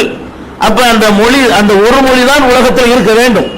ஒரு தாய் தந்தைக்கு நம்ம பிறந்தோம்னு சொன்னா அந்த தாய் பாலூட்டக்கூடிய நேரத்திலே தன்னுடைய மொழியையும் சேர்த்து ஊட்டுவாள், குழந்தைகளுக்கு அவளுடைய பாஷையில பேசுவாள், பேச பயிற்சி அளிப்பாள். அப்ப எல்லாருமே ஒரு பாஷை தான் பேசணும், எந்த ஒரு பாஷையை, தமிழா இருக்கட்டும், மலையாளமா இருக்கட்டும், அரபியா இருக்கட்டும், ஆங்கிலமா இருக்கட்டும், ஏதோ ஒரு பாஷையை அந்த தாய் பேசி இருந்தால் உலகத்தில் உள்ள அத்தனை மாந்தர்களுமே ஒரு பாஷையை தான் பேசியாக வேண்டும். ஏன்னா தாய் அப்படி ட்ரைனிங் கொடுக்கிறாள். நம்ம ஏன் தமிழ் பேசுகிறோம்? நம்ம அம்மா அப்படி ட்ரைனிங் கொடுத்தாங்க, அதெல்லாம் நம்ம பேசுகிறோம். நம்முடைய பிள்ளைகள் நம்ம தமிழ் மொழியை பேசுகிறது, நம்ம மனைவி அவங்களுக்கு அந்த மாதிரி ட்ரைனிங் கொடுக்குறாங்க. அப்ப நம்முடைய தாயார் ஏன் தமிழ் பேசினார்கள்? அவங்களுடைய தாயார் தமிழ்ல அவங்களுக்கு ட்ரைனிங் கொடுத்தாங்க. இப்படித்தான் மொழிகளை எடுத்து பார்த்து அது தாய் மொழின்னு வர சொல்றான். தந்தையை கூட சொல்லாம மொழியை குழந்தைகளுடைய உள்ளத்துல ஊட்டுவதில் தகப்பனை விட தாய்க்கு தான் பங்கு அதிகம். தகப்பன் வெளிநாட்டில் சம்பாதிக்க போயிடுவான், எல்லா நேரமும் அந்த குழந்தைகளோட பேசி பேசி அந்த மொழியை திணிக்கக்கூடிய அதிகமான பங்கு தாய்க்கு இருக்கிறது. அதனால நம்ம தாய்மொழி என்று சொல்றோம். இப்ப அல்லாஹ் என்ன சொல்றான்னு கேட்டா, இப்ப நீங்க எல்லாருக்கும் ஒரு தாய் தந்தை தானே இருந்தாங்க, ஒரு தாய் தந்தையர் வழியாக நீங்கள் வந்திருந்தீர்களே, ஆனால் ஒரு மொழி தானே நீங்க பேசணும், அதான லாஜிக், அதான தத்துவம், அப்படித்தானே அறிவுபூர்வமான முடிவு வரணும். ஏன் இவ்வளவு பாஷை? இது எப்படி ஏற்பட்டுச்சு? உனக்கு மேல உட்கார்ந்து நான் ஒரு ப்ரோக்ராம் பண்றேங்கிறான். இப்படிதான் வரணும். நமக்கு பிறக்கிற பிள்ளை வேற பாஷை பேச மாட்டான், வேற பாஷையை வேணால் கற்றுக்கொண்டு பேசுவான், அதுல தமிழையும் பேசுவான். நம்ம பிள்ளை ஆங்கிலம் பேசலாம், அதே இடத்துல தாய்மொழி தமிழை விட்டுற மாட்டான். எங்கேயாவது வேற ஒரு பகுதியில் சின்ன குழந்தைகளை கொண்டு அவனை விட்டுட்டோம்னு சொன்னா அந்த பகுதியில் பேசுற ஒரு மொழி வேண்டாம் அவனை ஒட்டி கொண்டு தாய்மொழியை மறந்தவன் ஆயிடலாம். ஆனா இருந்தவே ஒரு ஜோடியிலிருந்து நீங்கள் பிறந்திருக்கிறீர்கள் என்பது குர்ஆன் மூலம் நிரூபிக்கிற ஒரு பக்கம் கேட்டேன், அறிவியல் பூர்வமாக நிரூபிக்கப்பட்டிருக்கிறது. ஒரு தாய் தந்தைக்கு தான் இந்த உலகமே பிறந்திருக்கிறது. அப்படி இருக்கிற நேரத்தில் உங்களுடைய மொழிகள் மாறுபட்டு சிந்தித்து பார்த்தீர்களே, ஆனால் நமக்கு மேலே இருந்து ஏதோ ஒரு ப்ரோக்ராம் நடந்து கொண்டே இருக்கிறது. நம்ம அந்த காலத்தில் வரலாற்றுலாம் படிப்போம். தமிழ் மன்னர்களை சொல்லும் போது எப்படி சொல்லுவாங்க? சேர சோழ பாண்டியர்மாங்க. தமிழ் மன்னர்கள் யாருன்னு கேட்டா மூவேந்தர்கள், 3 மன்னர்கள் இருந்ததாக சொல்லுவாங்க, பெரிய மன்னர்கள். அதுல சோழ மன்னர்னா யாரு? தஞ்சை, திருச்சி இந்த மண்டலங்களை ஆண்ட மன்னரை சோழ மண்டலம், சோழ மன்னர்னு சொல்லுவாங்க, சோழர். அதே மாதிரி மதுரை, ராமநாதபுரம், திருநெல்வேலி இந்த பகுதியை ஆண்டவர்களை பாண்டியர்கள் என்று சொல்வார்கள். சேர மன்னர்கள் தான் சொன்னமே, சேர நாடுன்னு சொல்றமே, அது எங்க இருக்குது? சேரநாடு என்று சொல்லக்கூடிய அந்த காலத்தில் தமிழா இருந்துச்சு, இப்ப அதான் மலையாளமா இருக்குது. சேரநாடு என்று சொல்றோமே, அது கொஞ்ச காலத்துக்கு முன்னாடி என்னவா இருந்துச்சு? 3 வேந்தர்களில் அவர் ஒரு வேந்தராக இருந்திருக்கிறார், சேர மன்னர். சேரன் நாடுன்னு சொல்வது குறிக்கிறது, கேரளாவை குறிக்கிறது இன்னைக்கு. அப்ப சேரநாடு என்று சொல்லக்கூடியது கேரளாவா போயிடுச்சு, பாஷையே வேறையா போச்சு, எல்லாம் ஒண்ணு தமிழா தான் இருந்துச்சு. தமிழாக இருந்தது அந்த பகுதியில் என்ன ஆயிடுச்சு? வேற ஒரு வடிவம் எடுத்து நமக்கு புரிய மாட்டேங்குது. அவன் என்ன பேசுறான் நமக்கு விளங்க மாட்டேங்குது, நம்ம என்ன பேசுறோம் நமக்கு விளங்க மாட்டேங்குது. இப்படி தலைகீழாக மாறிவிட்டது. பக்கத்து பக்கத்துல இருக்கிறோம். இத்தனைக்கும் கேரளாவும் தமிழ்நாடு எடுத்துக்கிட்டீங்கன்னா பக்கத்து பக்கத்துல சில இடத்துல உள்ள ஊடுருவெல்லாம் இருக்கிறோம். அப்படியெல்லாம் இருந்தும் கூட அது ஒரு மொழியாக மாறி இருக்கிறது, இது ஒரு மொழியாக நிற்கிறது என்று சொன்னால் இந்த இடத்துல ஒரு மேலே இருந்த ஒரு சக்தியை செய்து கொண்டிருக்கிறது. இப்படி எல்லாம் பல மொழிகள் வர வேண்டும் என்று விரும்பி யாரோ ஒரு ப்ரோக்ராம் பண்ணலாம் நடக்கிறத தவிர தத்துவ ரீதியாக பார்த்தீர்களே ஆனால் இப்படித்தான் நடக்க வேண்டும். ஒரு மொழியிலிருந்து பிறந்தவர்கள் ஒரு மொழி பேசக்கூடியவர்களாகத்தான் இருக்க வேண்டும். இதை மாற்றினது யார்? ஏன் மாறுனுச்சு? அறிவுப்படி உள்ளவனுடைய அறிவு இந்த இடத்துல தோத்து போகுதா என்று அல்லாஹ் ரப்பல் ஆலமீன் எதை சான்றா காட்டுறானா, வக்திலாஃபி அல்சினத்திக்கும், உங்களுடைய மொழிகள் மாறுபட்டு இருப்பது இருக்கிறது, அது கூட என்னுடைய அத்தாட்சிகளில் உள்ளது அல்லாஹ் சொல்லி காட்டுறான். அதே மாதிரி நம்முடைய நிறங்களை எடுத்துக் கொள்ளுங்கள். நீங்கள் ஒரு முயல் பண்ணை, ஒரு ஆட்டு பண்ணை, ஒரு மாட்டு பண்ணை வைக்கிறீர்கள் என்று சொன்னால் அதில் உருவாகக்கூடிய குட்டிகளை எல்லாம் நீங்க பார்த்தீங்கன்னு சொன்னா பெருமளவு ஒரே மாதிரியே தான் இருக்கும். ஒரு 1000 முயல் இருக்குன்னு வைங்களேன், அந்த முயல் அடையாளம் கண்டு ஏதாவது சொல்ல முடியுமா? ஒவ்வொரு முயலுக்கு ஒரு பேரை வச்சுக்கிட்டு அதுக்கப்புறம் இந்த பேர் உள்ள முயல் இதுதான் உங்களால் சொல்ல இயலுமா?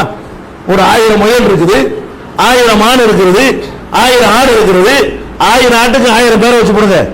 100 வச்சுக்கணும், 1000 கூட வேணாம். 100 மானுக்கு 100 முயலுக்கு 100 ஆட்டுக்கு ஒரு பேரை வச்சு தனித்தனி பேர்களை வச்சுட்டு இந்த இது அப்துல் காதர், இதான் ராமசாமின்னு உங்களுக்கு இந்த ஆட்டை அடையாளம் சொல்ல முடியுமா? சொல்ல முடியாது. அடையாளம் இல்லை. பெரும்பாலும் பார்த்தீங்கன்னா எல்லாம் ஒரே மாதிரியா இருக்கும். நம்மளா ஏதாவது பண்ணி வெட்டிக்கிட்டு விட்டு உறுப்பு கோளாறுனால கொம்பு ஒடிஞ்சு போனது, அந்த கொம்பு ஒடிஞ்ச அப்படி வந்து அடையாளம் சொல்ல முடியும். கொம்பு சின்ன இது மாதிரி சின்ன அடையாளங்கள் இருக்குமே தவிர ஒரு 10 இதை வேறுபடுத்தி எடுத்துடலாம். 90 பிராணிகளை உங்களால் வேறுபடுத்தி காட்டவே முடியாது. 100 சிங்கம் இருந்துச்சுன்னு சொன்னா 100 ஒரே மாதிரியாத்தான் இருக்கும். என்ன வேறுபாடு இருக்கு? கிழடு கட்டின சிங்கம் அது ஒரு டைப்பா தெரியும், கொஞ்சம் இளம் சிங்கம் ஒரு டைப்பா தெரியும். அந்த டிஃபரெண்ட் காண முடியுமே தவிர 10 கிழட்டு சிங்கத்துல ஒவ்வொரு சிங்கத்தையும் உங்களுக்கு தனித்த அடையாளம், தேர்ந்த சிங்கம் இதுதான், முந்தா நாள் வந்த சிங்கம் இதுதான் அப்படி நமக்கு சொல்ல முடியுமான்னு கேட்டா சொல்ல முடியாது. அது நம்ம அடையாளங்கள்லாம் வைத்துக் கொள்வது கிடையாது. ஏன்னா அடையாளம் இல்லை. அதுக்கு தான் என்ன செய்வோம்?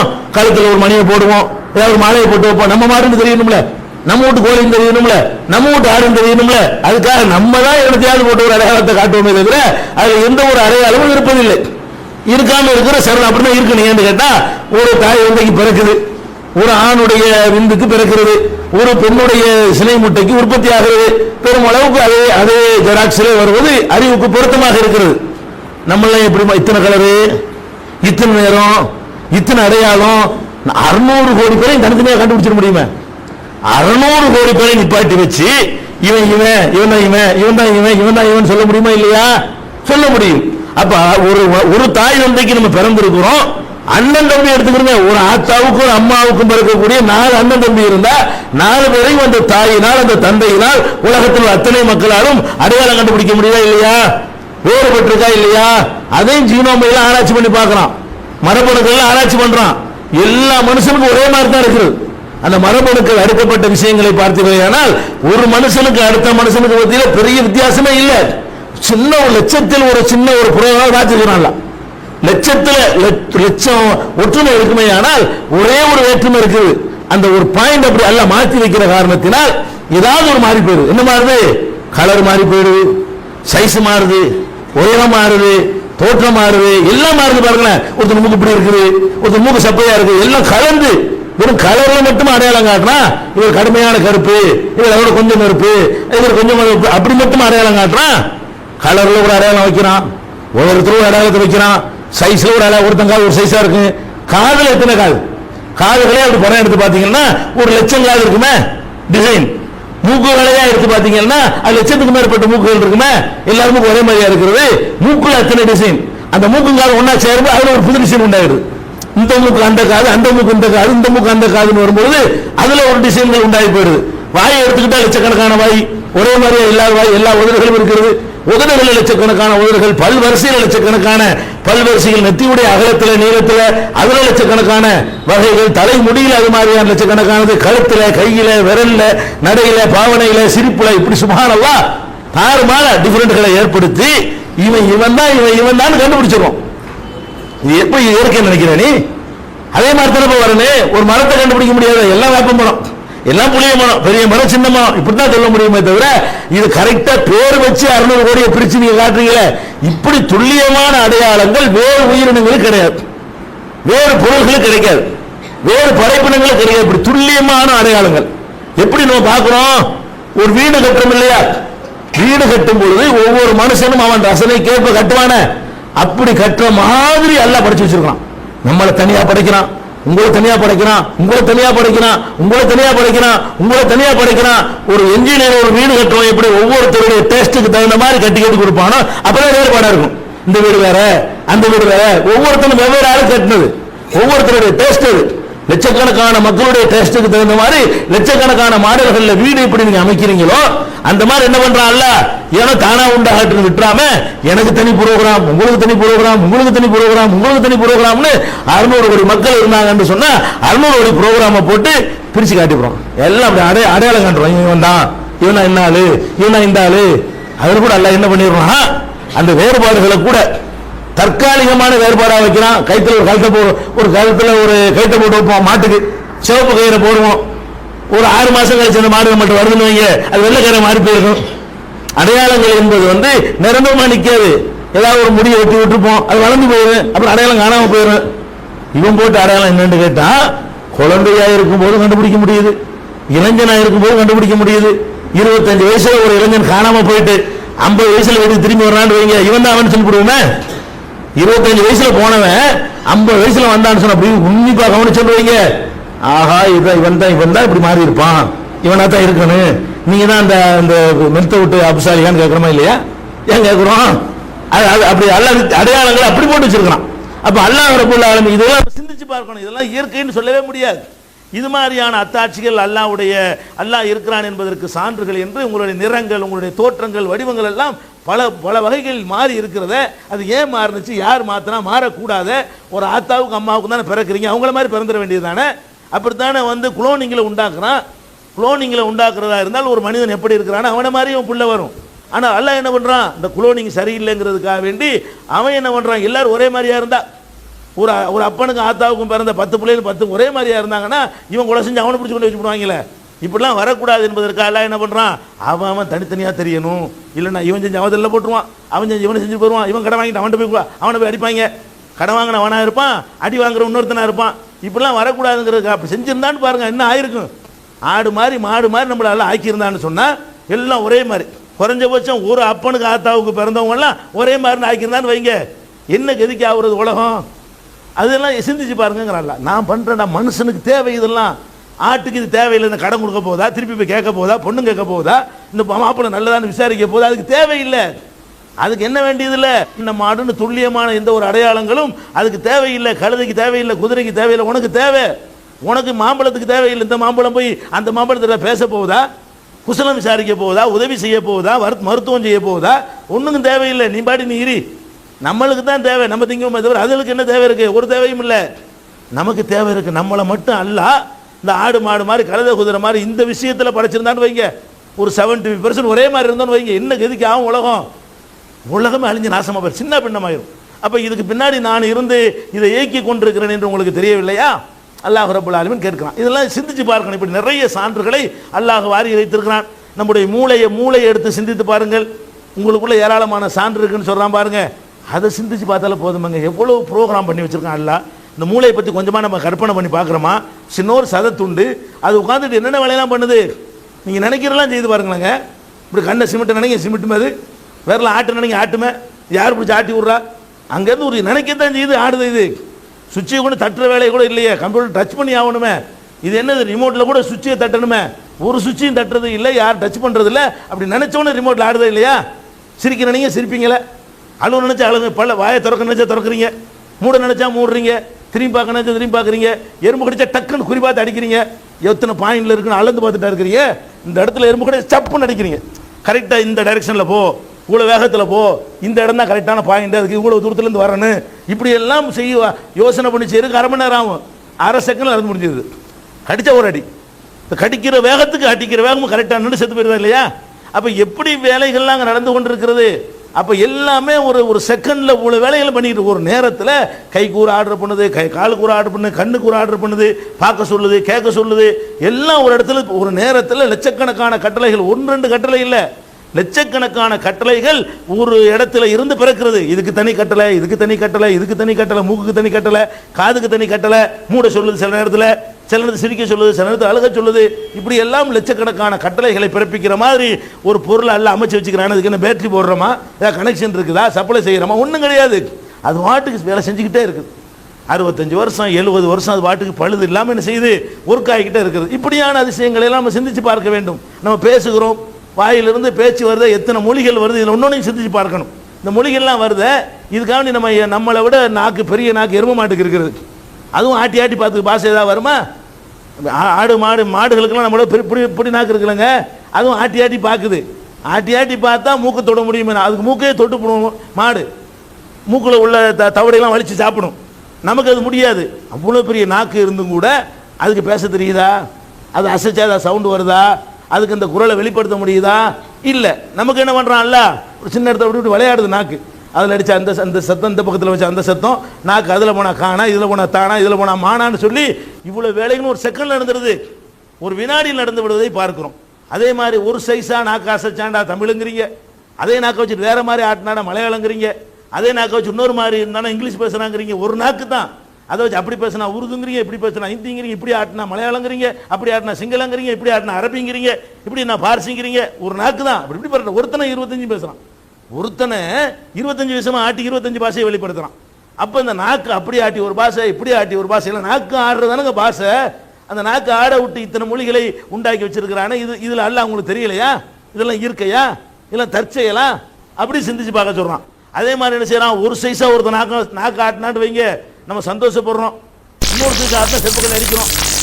ஆட்டும்போது நம்ம சோமா இருக்கிறீங்களா அப்படிங்கிறான், அது ஒரு சைஸை நாக்கை தான் ஆட்டுறான். நம்ம சிரிக்கிறோம், ஒரே உடச்சு போடுவாங்கிறான், கோவப்படுறோம். துளைச்சி போடுவாங்கிறது சோகமாக இருக்குதுலாங்கிறது நாக்கு தான் ஆடுது. ஒரு நாக்கை இப்படி ஆட்டினா நம்ம சிரிக்கிறாங்கிறோம், நல்லதை சொல்கிறாங்கிறோம், அப்படி ஆட்டினா நம்மளை திட்டுறாங்கிறோம், இப்படி ஆட்டினா கேலி பண்ணுறாங்கிறோம், அப்படி ஆட்டினா கிண்டல் பண்ணுறாங்கிறோம். இதெல்லாம் இத்தனை வேலைகள் எதில் நடக்குது? இந்த ஒரு சின்ன உறுப்பு நடக்கிறது. இப்படி அதிசயங்கள் அல்லாஹ் ரப்பல் ஆலமீன் அவ்வளோ பண்ணி வச்சிருக்கிறான். நாக்கில் வைக்கிறீங்க, குடிப்புங்கிறீங்க, இது இன்புங்கிறீங்க, இதை கசப்புங்கிறீங்க, தோற்புங்கிறீங்க, வச்சோன்னு என்ன செய்கிறோம், தூங்குகிறோம். அப்போ இன்னது இந்த டேஸ்ட், எத்தனை டேஸ்ட், ஒரு சின்ன ஒரு சதை துண்டு உட்காந்துக்கிட்டு எவ்வளோ வேலையை பார்க்குறது யோசிச்சு பார்த்தோமா? இந்த அதிசயங்களை சிந்திச்சு பார்த்தோம்னு சொன்னால் நமக்கு மேலே ஒரு சக்தி நிச்சயமாக இருக்கிறது. நம்மளையெல்லாம் ஆட்டி படைக்கக்கூடிய ஒரு ஆற்றல் இருக்குன்னு விளங்கி கொள்ளலாம். நம்மளுடைய கண்ணை எடுத்துக்கொள்ளுங்கள். அது என்னது? சின்ன ஒரு 50 கிராம் இருக்காது. நீங்கள் ஒரு ஆட்டு தலையை வாங்கி நிறுத்தி பாருங்க. ஒரு ஆட்டு தலையை வாங்கிட்டு வந்து தோண்டி எடுத்து அது நிறுத்தி பார்த்தீங்கன்னா 2 கண்ணு சேர்ந்து 50 கிராம் இருக்கும், 25 கிராம் இருக்கும் ஒரு கண்ணுங்கிறது. 25 கிராம் உள்ள ஒரு நரம்பு பந்து தான் கண்ணுங்கிறது. நரம்புகளை சுருட்டி சுருட்டி சுருட்டி சுருட்டி நல்லா வச்சிருக்கலாம். இது என்ன நடக்கிறது? இவ்வளோ ஒவ்வொரு வினாடியும் அது ஃபிலிம் எடுத்துக்கிட்டே இருக்குது. இதெல்லாம் கேசட்டை மாற்றணும், 1 மணி நேரத்துக்கு கொடுக்கலாம், இல்லைன்னா ஒன்றும் செய்ய முடியாது. ஏன்? அவ்வளோதான் அதில் கெப்பாசிட்டி இருக்கிறது. இதில் என்ன பண்ணுது? ஒரு வினாடி விடாமல் உங்கள் செல்ஃபோனில் கேமரா வச்சுருப்பீங்க, 25 அடிப்பீங்க, மெமோரி ஃபுல்ன்று வந்துடும். அவ்வளோதான் அதுக்குரிய கெப்பாசிட்டி. 25க்கு மேலே தாங்கம்மா, அடிச்சு விட்டு புதுசாக ஏற்றணும். இது என்ன பண்ணுது?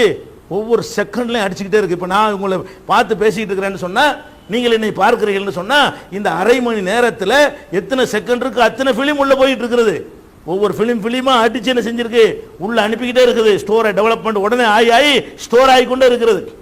அப்படியே பார்த்த பிறகு என்ன பண்ணுவோம்? வெளியே வருவோமா? நீங்கள் 2வது சபையில் உட்காந்துருந்தீங்களா நான் கேட்பேன். வெளியே வந்தோடனே இவர் பார்த்து என்ன செய்வேன், நீங்கள் 2வது சபையில் இருந்தீங்கல்ல, நீங்கள் 3வது சபையில் இருந்தீங்கல்ல, நீங்கள் 4வது சபையில் இருந்தீங்களா, நான் எப்படி கேட்குறேன்? இந்த படம் அங்கே உள்ளுக்கு இருக்குது. வெளியே வந்து அப்படி கம்பேர் பண்ணுது. இந்த ஆள் எங்கே பார்த்தோமே, அந்த படத்தை கொண்டாந்து வச்சு 4வது வருஷம் இவர் தான், இவர் தூணில் சாஞ்சிக்கிட்டு இருந்தார், நீங்கள் அங்கே தூங்கிட்டு இருந்தீங்கல்ல, இப்படிலாம் கேட்குறோமா இல்லையா? இதெல்லாம் எப்படி கேட்குறோம்? அவ்வளோ படங்கள் உள்ளே போயிட்டு இருக்குதுங்க. ஒரு சின்ன ஒரு இது, எந்த ஒரு ஃப்ளாஷ் இல்லாமல், லைட் இல்லாமல், பேட்டரி செலவு இல்லாமல், ஃபிலிம் ரோல் இல்லாமல், அது வாட்டுக்கு படத்தை எடுத்து மூவிங்கோட உள்ள தள்ளிக்கிட்டே இருக்கிறது. அப்படி தள்ளுன காரணத்தினால தான் 10 ஆண்டுக்கு பிறகு இன்னைக்கு பார்த்த ஒருத்தரை பார்த்து கரெக்டாக கண்டுபிடிச்சிடறோம். இன்னைக்கு ஒரு ஆளை பார்க்குறோம், உடனே போட்டோ எடுத்து உள்ள அனுப்பிடும். அனுப்புகிற வேலை மட்டும் செய்யாது, 10 இந்த படம் மாதிரி வேற படம் இருக்கான்னு அங்கே ஒரு உள்ள வேலை நடக்கும், ஆய்வு நடந்துகிட்டு இருக்கும். படங்கள் அள்ளி போட்டு சரன்னு 10 வருஷத்து படத்தையும் போட்டு இந்த படத்துக்கு இந்த படம் பொருத்தமாக இருக்கு, இவன் தான் ஆளுன்னு சொல்லுது. கோடிக்கணக்கான படங்கள் அங்கே ஸ்டோர் ஆகி கிடக்கிறது. இந்த கோடிக்கணக்கான படங்களை எடுத்து இப்போ இவரை பார்க்குறேன், இந்த படத்தை அனுப்புகிற வேலையை நின்றாது. அனுப்பணும் நாங்கள் அங்கே ஒரு பெரிய வேலையே நடக்கும். என்ன வேலை? இந்த படத்துக்கு தகுந்த மாதிரி எது இருக்கும் அப்படி இப்படி கழிச்சுட்டு வந்து நீங்கள் தானே முஸ்தபா சொல்கிறமா இல்லையா? 10 வருஷம் முந்தி பார்த்தால பார்த்துன நீங்கள் வந்து வடக்குத்தூர் முஸ்தபா தானே, தெற்குத்தூர் இப்ராஹிம் தானே அப்படின்னு சொல்கிறமா இல்லையா? இவ்வளவு அப்போ எத்தனை படங்கள் இவ்வளவு அள்ளி டெவலப் பண்ணிக்கிட்டு இருக்குன்னு சொன்னால், இதுக்கெல்லாம் வந்து நீ ஃபிலிம் ரோல் வாங்கடான்னு எல்லாம் படைச்சிருந்த எவன் வாழ முடியும் உலகத்தில்? நீ ஃபிலிம் வாங்கி போட்டு ரெக்கார்டு பண்ணுன்னு சொல்லியிருந்தான்னா எவனாவது உலகத்தில் வாழ, அதுக்கு செலவழித்து கட்டுப்படி ஆகாது. சோத்துக்கு சம்பாதிக்கிறதுக்கு பதிலாக அவன் ஃபிலிம் ரோல் வாங்கியே செத்து போயிடுவான். ஒரு நாளைக்கு அந்த கண்ணி எடுக்கக்கூடிய படங்களுக்கு மாத்திரம் ஒரு நாளைக்கு நீ ஃபிலிம் வாங்கடான்னு சொன்னால் கோடீஸ்வரன் பிச்சைக்காரனா போயிடுவான். அவ்வளவு படங்கள் உள்ள போயிட்டே இருக்குது, அவ்வளவு வேலைகள் நடந்து கொண்டே இருக்கிறது. அப்போ இந்த கண்ணுக்குள்ளே இவ்வளவு அதிசயங்களை எல்லாம் படைத்து வைத்திருக்கிறான். அது மாதிரி அதை காப்பாற்றுவதற்காக வேண்டிய கொசு தான் தன்னால் முடிக்கிறது, தூசி தான் முடிக்கிறது. வெளியேற்றதுக்கு உள்ள ப்ரோக்ராம் பண்ணி வச்சிருக்கான். தூசி விழுந்துச்சுன்னு வைங்க, அது வெளியேற்றாத வரைக்கும் ஓயாது, அப்படி சுருக்கி சுருக்கி சுருக்கி கசக்கி ஒரு மாதிரியா பண்ணி அப்படி ஓரத்தில் கொண்டாந்து வெளியே தள்ளி போடுகிறது. இவ்வளவு வேலைகளையும் பண்ணி வைத்திருக்கிறான். காதுன்னு எடுத்துக்கொண்டா என்ன இருக்குது, அதில் ஒண்ணுமே இல்லை, சின்ன ஓட்டை, அந்த ஓட்டைகளை சின்ன சவுனா என்ன சவுங்கிறீங்க, சும்மா ஒரு ஒரு புல்லுனால குத்துனா கூட உடைஞ்சு போயிடும், அவ்வளவு மெல்லிசான ஒரு சவ்வை வைத்திருக்கிறான். அதுல போய் அடிக்குது, நம்ம பேசுற பேச்சு என்ன செய்யுது, அதுல போய் அடிக்குது. அடிச்சோன்னு என்ன செய்யுது, அந்த அடிக்கதான் செய்யுது, வேற ஒன்றும் நடக்கல. அடிக்கிறத வச்சுக்கிட்டு தான் மூளை என்ன செய்யுது, இவன் தமிழ் பேசுறான், இது தமிழ், எல்லாம் ஒரே மாதிரி தான் டொப்பு டொப்புன்னு தட்டுது காதுல. அதை வச்சு என்ன செய்யுது, இந்த தட்டுக்கு வேற அர்த்தம், இது மலையாளம், இது சிங்களம், இது தமிழ், இது உருது, இது நல்ல பாட்டு, இது கெட்ட பாட்டு, இது கர்ண கடூரமா இருக்குது, இது கேட்கத்தக்கதா இருக்குது. அப்படி எல்லாம் இவ்வளவு வேலைகளையும் அது பிரிக்குது. மூளைக்கு இந்த சவுண்டு தான் போகுது. இந்த சவுண்டுல இருந்து என்ன விளங்குது, பாஷையை விளங்குது, அர்த்தத்தை விளங்குது, எல்லாத்தையும் இவ்வளவு வேலைகளும் அந்த காதுக்குள்ள நடக்கிறத பாக்குறீங்க, மூக்குல பாக்குறோம். என்னென்ன சுபஹானல்லாஹ், சின்ன ஒரு வாட்டை நினைக்கிறீங்க, ஒரு மாதிரி வாசம் வருதுல அப்படிங்கிறான். அப்ப என்ன இருக்கு, எங்கெங்கயோ வர்றது, அங்க அங்க வச்சுக்கிற அத்தரை பூசிட்டு இருப்பான், இங்க அட்டிக்கும் கும்முண்டு, என்னடா வாடை ஒரு வாழை அப்படின்னு சொல்றோம், வேற மாதிரி வாழை வந்துருச்சுன்னு வைங்க, அப்படி மூக்க பத்திரமா இல்லையா.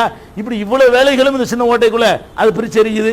வெறும காத்தானுங்க உள்ள போகுது, அந்த காத்துக்குள்ள வரக்கூடிய அப்படி ஃபில்டர் பண்ணி, இது ஜாஸ்மின்குது, இது ரோஜாங்குது, இது மத்த வாசம்ங்குது, இது கெட்ட வாசம்ங்குது, சாக்கடைங்குது, இது கூவம்ங்குது, எல்லாத்தையும் என்ன செய்யுது, உடனே கண்ணை மூடிக்கிட்டு போங்களேன், வண்டியில போங்களேன், கூவம் வந்துருச்சு கரெக்டா சொல்லிடலாம்ல, பார்க்காமலேயே இப்ப நம்ம கூவத்தை நெருங்கி விட்டோம், கூவத்தை கடக்கிறோம்னு சொல்றோம். கண்ணை மூடிக்கிறலாம், காதையும் பொத்திக்கிறங்க, மொத்தத்தையும் இருட்ட மூடிக்கிட்டா கூட அந்த மூக்கு சொல்லிவிடும் எந்த இடத்துல நீங்க இருக்கிறீங்கன்னு.